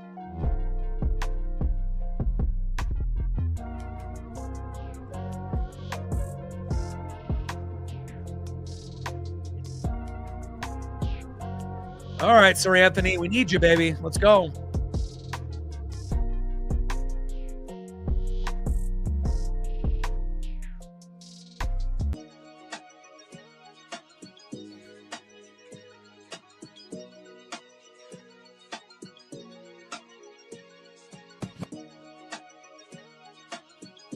Bottom of the 8th inning, runners at first and second with 2 outs.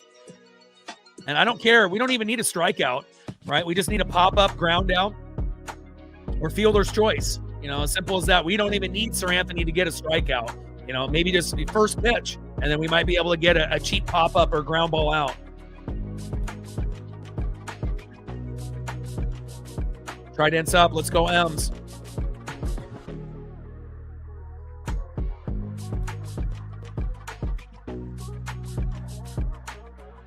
$27 subs to go to 24,600.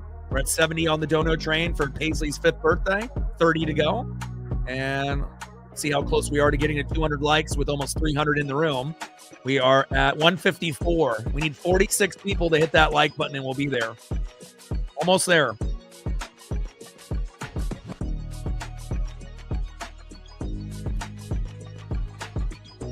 All right, Sir Anthony Dominguez. Let's see if we can get the job done here.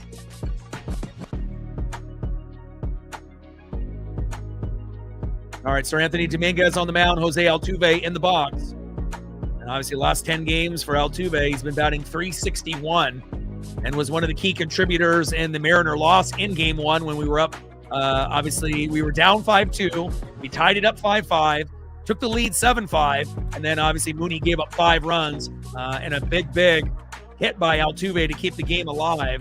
And they won Game 1, but we responded with a 10-5 victory after that. And Altuve pops up. Get it! Oh, he dropped it. Are you kidding me? 3 Mariners come to the ball. Dominguez falls down and can't catch it. Are you kidding me? Catch the ball. Dominguez. Catch the ball, Dominguez. He fucking falls down, you fucking clumsy fuck. Golly. Jesus. Get that guy some fucking legs. How do you fall down right there? My God, you're not fucking 80. Now we got bases loaded for Dalton Varsho. Unbelievable. Fall down right there. Make the out. And now we got a mound visit by Cal. God. Dude, how are you going to fall down? And you have 3 other Mariners coming in to try to make the play. And at least he stuck his glove out. But how are you falling down in that situation? Are you that fucking clumsy? Jesus. That should have been out number 3. You know, that first pitch, pop-up, easy out, inning over.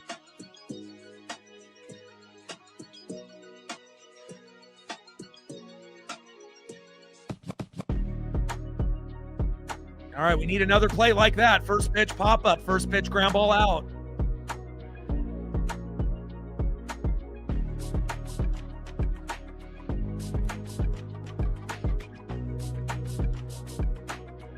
And Varsho with a hard hit ball and foul. And if that was fair, we would have been down easily 4-3. Come on, Sir Anthony. We already had Gabe Spire shit the bed. We can't have you shit the bed, even though you already did, falling down on an easy out.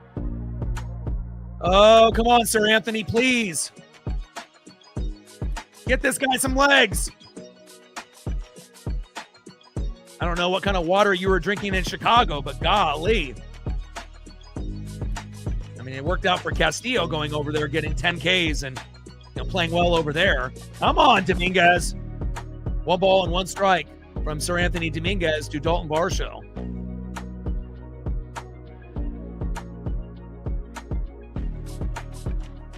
Popped up. Get it! And out of play. 1 ball and 2 strikes with bases loaded and 2 outs. And we had bases loaded twice and weren't able to capitalize, and we're going to have to pray that the Astros don't capitalize here.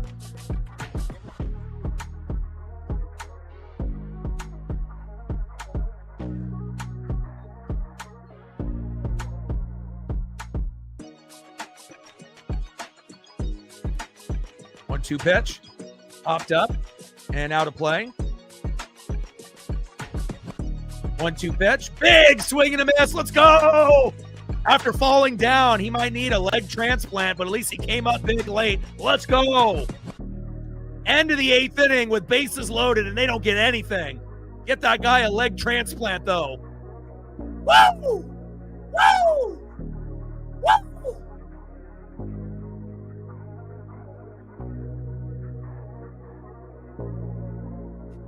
I don't know if I'm going to forgive you, though, for falling down, but at least it wasn't as bad as Gabe Spire giving up a couple hits. But why do you got to do that to us? You know, again, playing with our heartstrings like that, that was huge. And again, in the past, what would have happened? The Mariners would have choked, right? Sir Anthony Dominguez would have given up an RBI or a grand slam, and then the game would have been essentially over.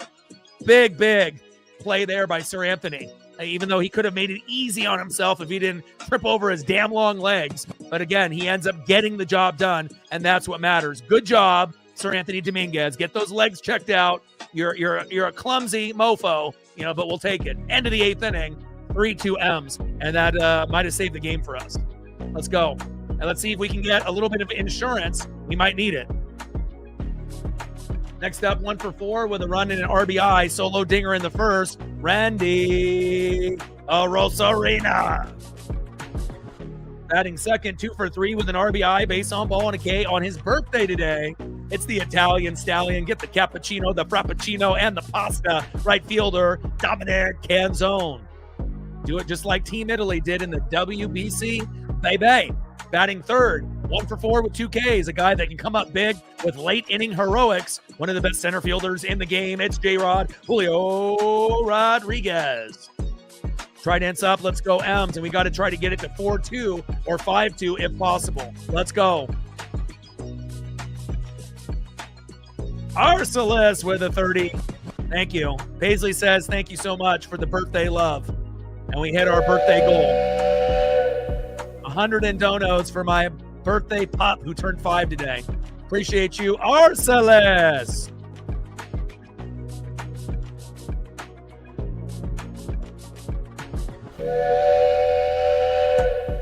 Thank you, Meg.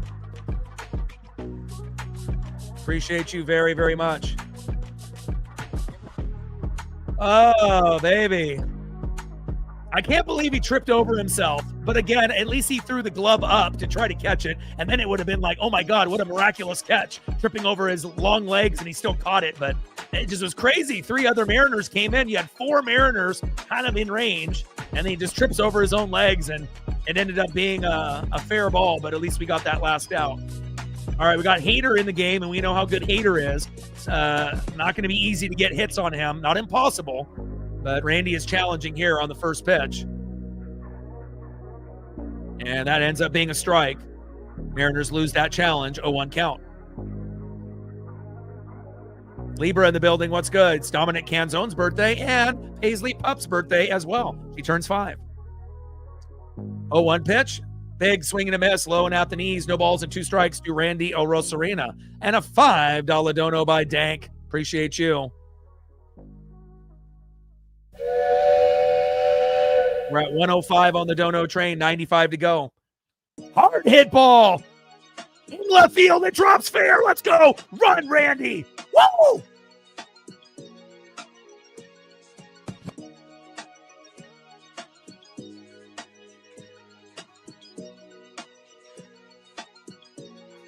Nice job by Randy Orosarena. You might be lazy as hell running to first base and terrible at ground ball defense and left. But one thing for damn sure, you're a good hitter, a damn good hitter, and the best hitter for the Mariners consistently this season in 2026. And Randy does it again. A home run in the first and a big clutch hit here in the 8th. No, the 9th. First pitch is low and away to Dominic Canzone. 1-0 count. Let's go, baby. Let's see if Dom can get a bomb on his birthday, baby. He gets a bomb right here. You know, I don't want to say game over because we know the Astros can rally. You know, but it definitely would put us in a good position. 1-0 pitch, low and away. Slider missing there by Hader. 2 balls and no strikes with a runner at second and no outs. And we need to get this extra run for insurance, especially if Mooney is the one that's coming in. It's either going to be Mooney or Ferrer. I mean, you can't afford to put Rucker or Davila in this situation. Oh, and that almost hit Dominic Canzone and ends up hitting the bat, but it got very close on hitting Dom. I would rather have that hit the bat than his wrist. You know, we've already had the most injuries out of any year in the last 40 in 2026 with Mariner injuries. The last thing that we need is Dom to get hurt on his birthday. 2-1 pitch, high and away. 3 balls and 1 strike to Dominic Canzone. Thank you. It's Dom's birthday. It's Paisley's birthday. Nothing would make me happier than celebrating her birthday the rest of today with a Mariner victory and a series win. 3-1 pitch, popped up and out of play with that sinker by Hader. Count now is full. 3 balls and 2 strikes with a runner at second, Randy Orosarena. And again, we have to realize that Diaz is catching. He's thrown out Randy trying to steal second and threw out Naylor trying to go to third. So Randy better be careful if he's thinking about trying to get to third base on Hader.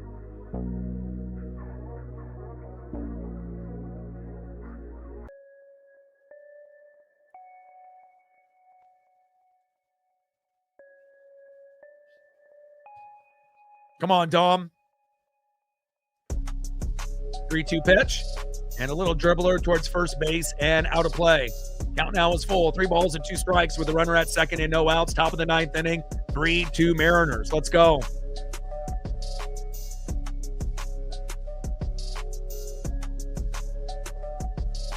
Come on, Ems. Tried in sub. Let's go, Ems. 3-2 pitch, popped up and out of play. Shout out to my boy Brooks Beats with the best beats on YouTube. Top of the 9th, 3-2 Mariners with a runner at second and 3-2 pitch. Big swing and a miss. Down goes Dom, and that is 1 away. No birthday home run, unfortunately, for Dominic Canzone. But that doesn't mean that Julio Rodriguez can't come up big here.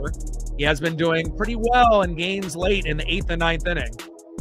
See if Dom can recover from that And let's see if Julio Rodriguez can get a single, double, triple, or home run, or potentially a walk. Let's go, Julio.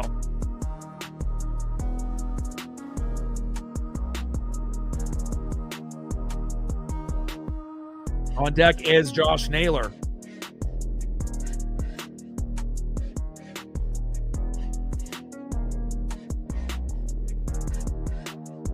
And Rodriguez, hard hit ball, deep center field. Back to the wall and caught off the wall. Wow. And Randy tags up. And Randy is at third with 2 outs. Big catch by Varsho in center field. And he had to hit his back on the wall to make that catch. And we've been lucky. You know, we got one on Lamont Wade Jr. in right field early in the game that turned into a double. And then we had Yordan Alvarez try to catch one off the wall. It turned into a double. But Dalton Varsho says, hey, not today, Julio. And that is 2 away. But at least it moves the runner over with the sac fly. And now we got Randy at third. First pitch to Josh Naylor. And a little ground out to first. Toe tap on the bag. And that is it for the Mariners here, unfortunately, as they get the flip to Hader. And that is out number 3. I don't know if we're going to be able to win this game 3-2, but again, that's how we have to get it done. And now I'm curious, is this going to be Andres Munoz or Jose Ferrer? And let's see who's up next here for the Astros in the bottom of the 9th. We need to win this game 3-2. All right, next up for the Stros, 0 for 3 with 3 Ks, Christian Walker. Batting second, 1 for 3 with a K, Lamont Wade Jr. And batting third, 1 for 3 in the 8-hole catcher, Yanier Diaz. Trident's up, let's go M's. I don't care who comes out, whether it's Mooney or Ferrer, but we got to find a way. We went Wu, Bizardo, Spire, and Dominguez. Who's it going to be? You assume it's going to be Mooney, and hopefully he doesn't have a meltdown.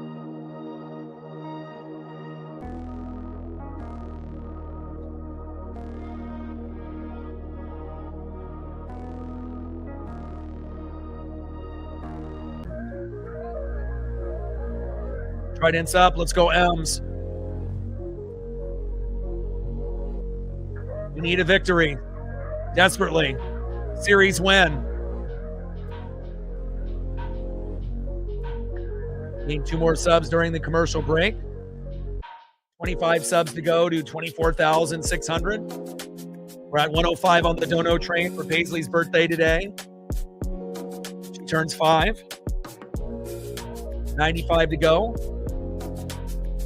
And we have 341 in the room. We got to get to 200 likes if we can. And we're at 175. Can we get 25 people to hit the like button, please? And we can get to 200 here on Paisley's birthday. I mean, we have far enough people in the room to get to that number.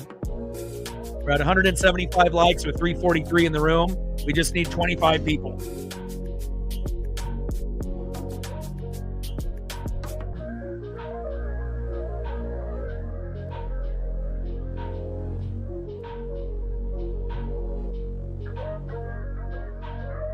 And Andres Munoz is out. Come on, Mooney.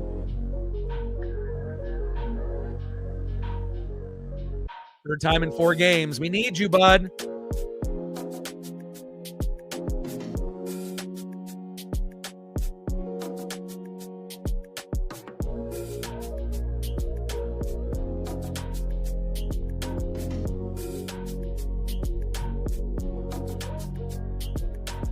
And we'll know how good he is within the first 7 pitches. Please, Mooney, for the love of the baseball gods, please. First pitch, gets a strike on the corner, 4-seam fastball, triple digits, 0-1 count. Let's go.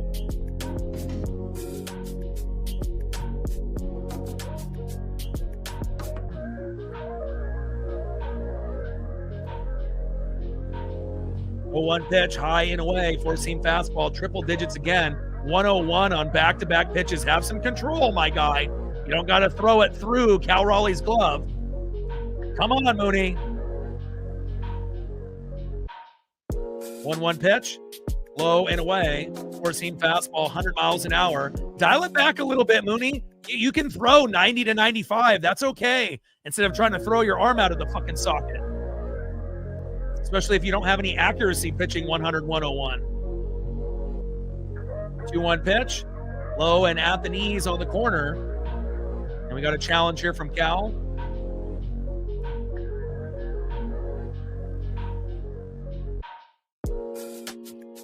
Three balls and one strike to Christian Walker. So far, not the greatest version of Mooney on the first 4 pitches. Oh, again, he can find a way.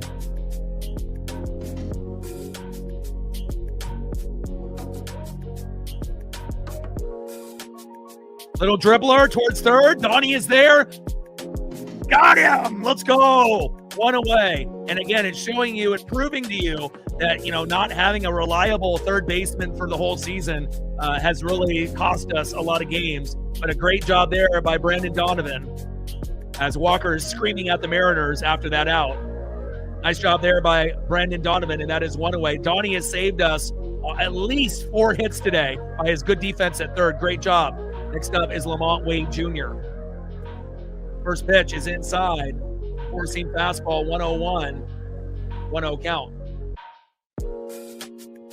Come on, Mooney.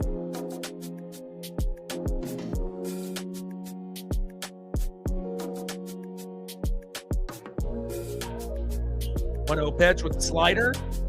Off speed, 86 miles an hour. 2 balls and no strikes. Lamont Wade Jr. Come on, Mooney. 2-0 pitch. Low and away. 3 balls and no strikes to Lamont Wade Jr. Come on now. We got to get him to get a cheap pop-up or ground ball out here. I don't know what Christian Walker was yelling about, but he looked like he was yelling at Donnie or Mooney. One of the two or both. It's in there for a strike. 3-1 pitch. And Lamont Wade Jr. on the 3-1 is a walk. Damn it. Come on, Mooney. I mean, we can obviously end this game with a double play, possibly. All right. Wade is going to first, and next up is Yanier Diaz with 1 out. Slow dribbler up the middle to Cole Young or to Brock Rodden. Nice soft throw to Josh Naylor. Game over.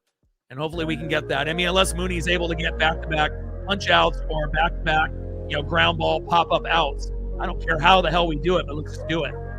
Bottom of the 9th, Mariners hanging on to a 1-run lead with a runner at first. Lamont Wade Jr., the former Giant, and now Yanier Diaz in the box. Come on, Mariners.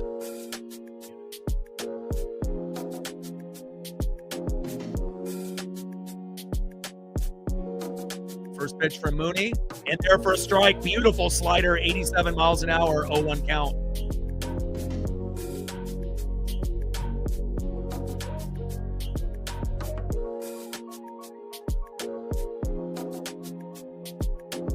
One pitch on the line, high and away. Looked like it could have been a strike there, a called ball. 1 ball and 1 strike to Yanier Diaz. Diaz is 0 for 7 with 3 Ks against Mooney, career-wise. 1-1 pitch. In there for a strike. Challenge is being done here by Diaz.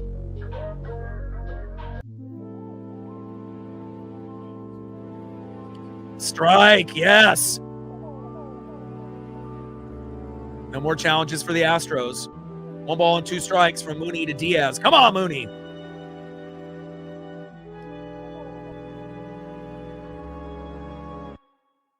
Popped up and out of play. 1 ball and 2 strikes with the runner at first and 1 out. Bottom of the 9th, 3-2 M's. Let's go, Mariners.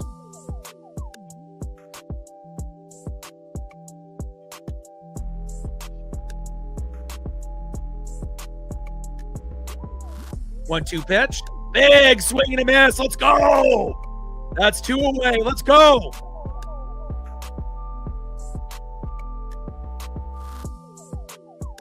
Let's go. 102, baby. On the radar gun. Down goes Diaz. And now Taylor Trammell pinch hitting. We got to get 1 more out. Let's go. 99 to 102 for Mooney.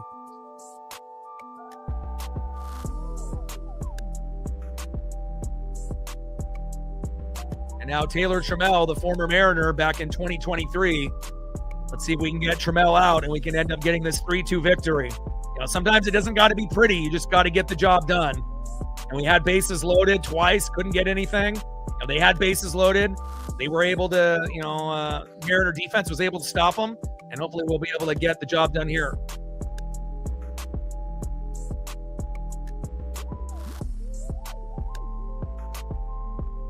One more out, Mooney. One more out.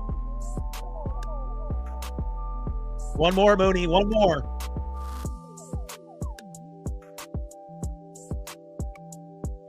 Feels like, he's got it. First pitch, in there for a strike. Slider, 89 miles an hour. You got to dial it back. You can't be pitching, 99 to 102 forever. Dial it back. Listen to Cal. It'll work. 0-1 count. Good job. 0-1 pitch. Woo! Let's go. Let's go. 0-2 pitch.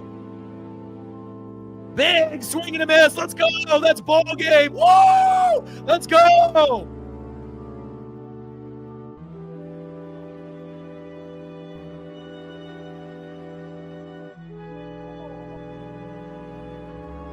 Golly, let's go. After Sir Anthony Dominguez fell down and the game, could have been a little bit more in reach after Gabe Spire started to kind of shit the bed and then Dominguez fell down. This is a huge win for us.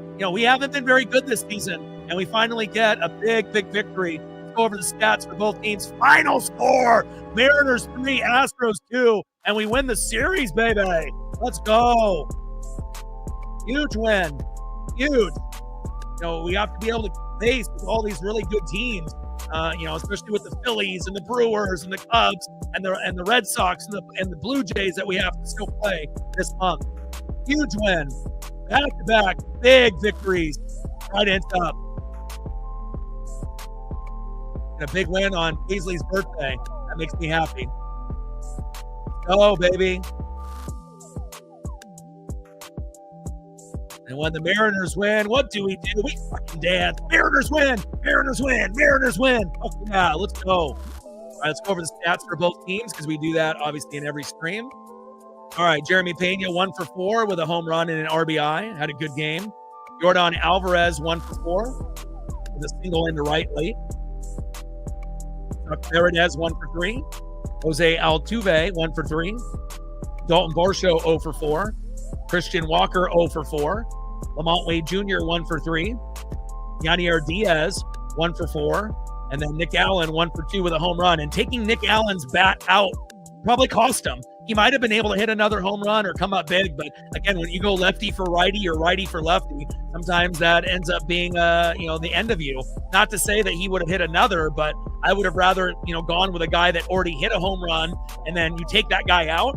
I mean, we've seen Dan Wilson do that with Dominic Canzone and Luke Raley, where they hit a home run, and then they bring in like a Rob Refsnyder, and then of course he gets out. So, you never know, but thankfully the Astros did what they did. All right, Brendan Donovan, 0 for 4. Randy Arozarena, 2 for 5 with a home run. Great job, Randy. Dominic Canzone on his birthday, 2 for 4 with an RBI, as well as Paisley's birthday as well. Great job. Julio Rodriguez, 1 for 5. Josh Naylor, 1 for 5. Cole Young, 0 for 3. Cal Raleigh, 1 for 3 with a big home run and ended up being the difference between us winning or losing. Weston Wilson, 0 for 2. And Brock Rodden, who's been playing well since we called him up for Colt Emerson, 1 for 2 with a run. But it really comes down to this guy right here. The worst player on the team for a good chunk of the year as far as batting average wise, but he comes up with a big home run, and that ended up being the difference between us winning this game or losing the game.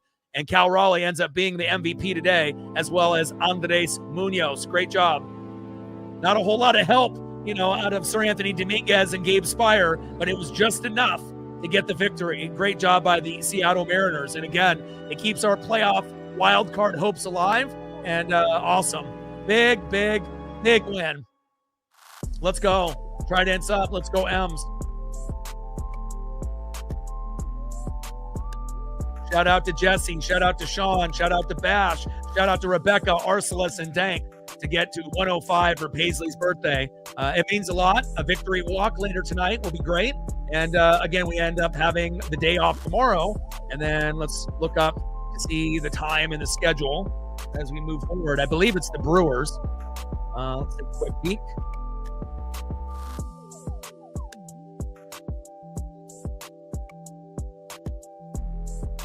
And we have the day off tomorrow.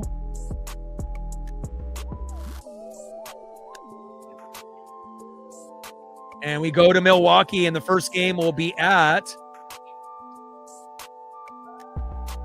4:40 Pacific. Bryce Miller versus Kyle Harrison. That will be tough. And then we play at 4:40 Logan Gilbert versus Dustin May, the former Dodger. And then on Thursday, we play at 11:10 a.m. Kirby versus Gasser. So, again, we will be live on Tuesday at 4:30 Pacific with a 4:40 first pitch. And, again, I know it's going to be hard playing one of the best teams in baseball. But, hell, we play, up to the confidence, of the opponents. Sometimes we play up to the competition. And, again, we know the Brewers are really, really good, like the Dodgers and a few other teams. But I'm ready for a challenge, and hopefully we can get the job done. All day says we need 3 more likes to get to 200. Hopefully we can get that here on the way out. Final score, Mariners 3, Astros 2. Cal Raleigh, the MVP today. Who would have thought? And I love you guys, and I appreciate you guys, and thank you for making Paisley's birthday extra special for me today. Shout out to everyone that subbed, liked, commented, donated. I appreciate you guys, and we end up winning the series against our rival, the Houston Astros. Nothing is sweeter than that. Final score, Mariners 3, Astros 2. Enjoy your guys' day off tomorrow, and we'll be live at 4:40 Pacific on Tuesday. Mariners versus the Brewers on the road. And I got one question for you. Who talks sports like us? Your boy Orion, Northwest Sports Fanatics. Tridents up, and go Mariners.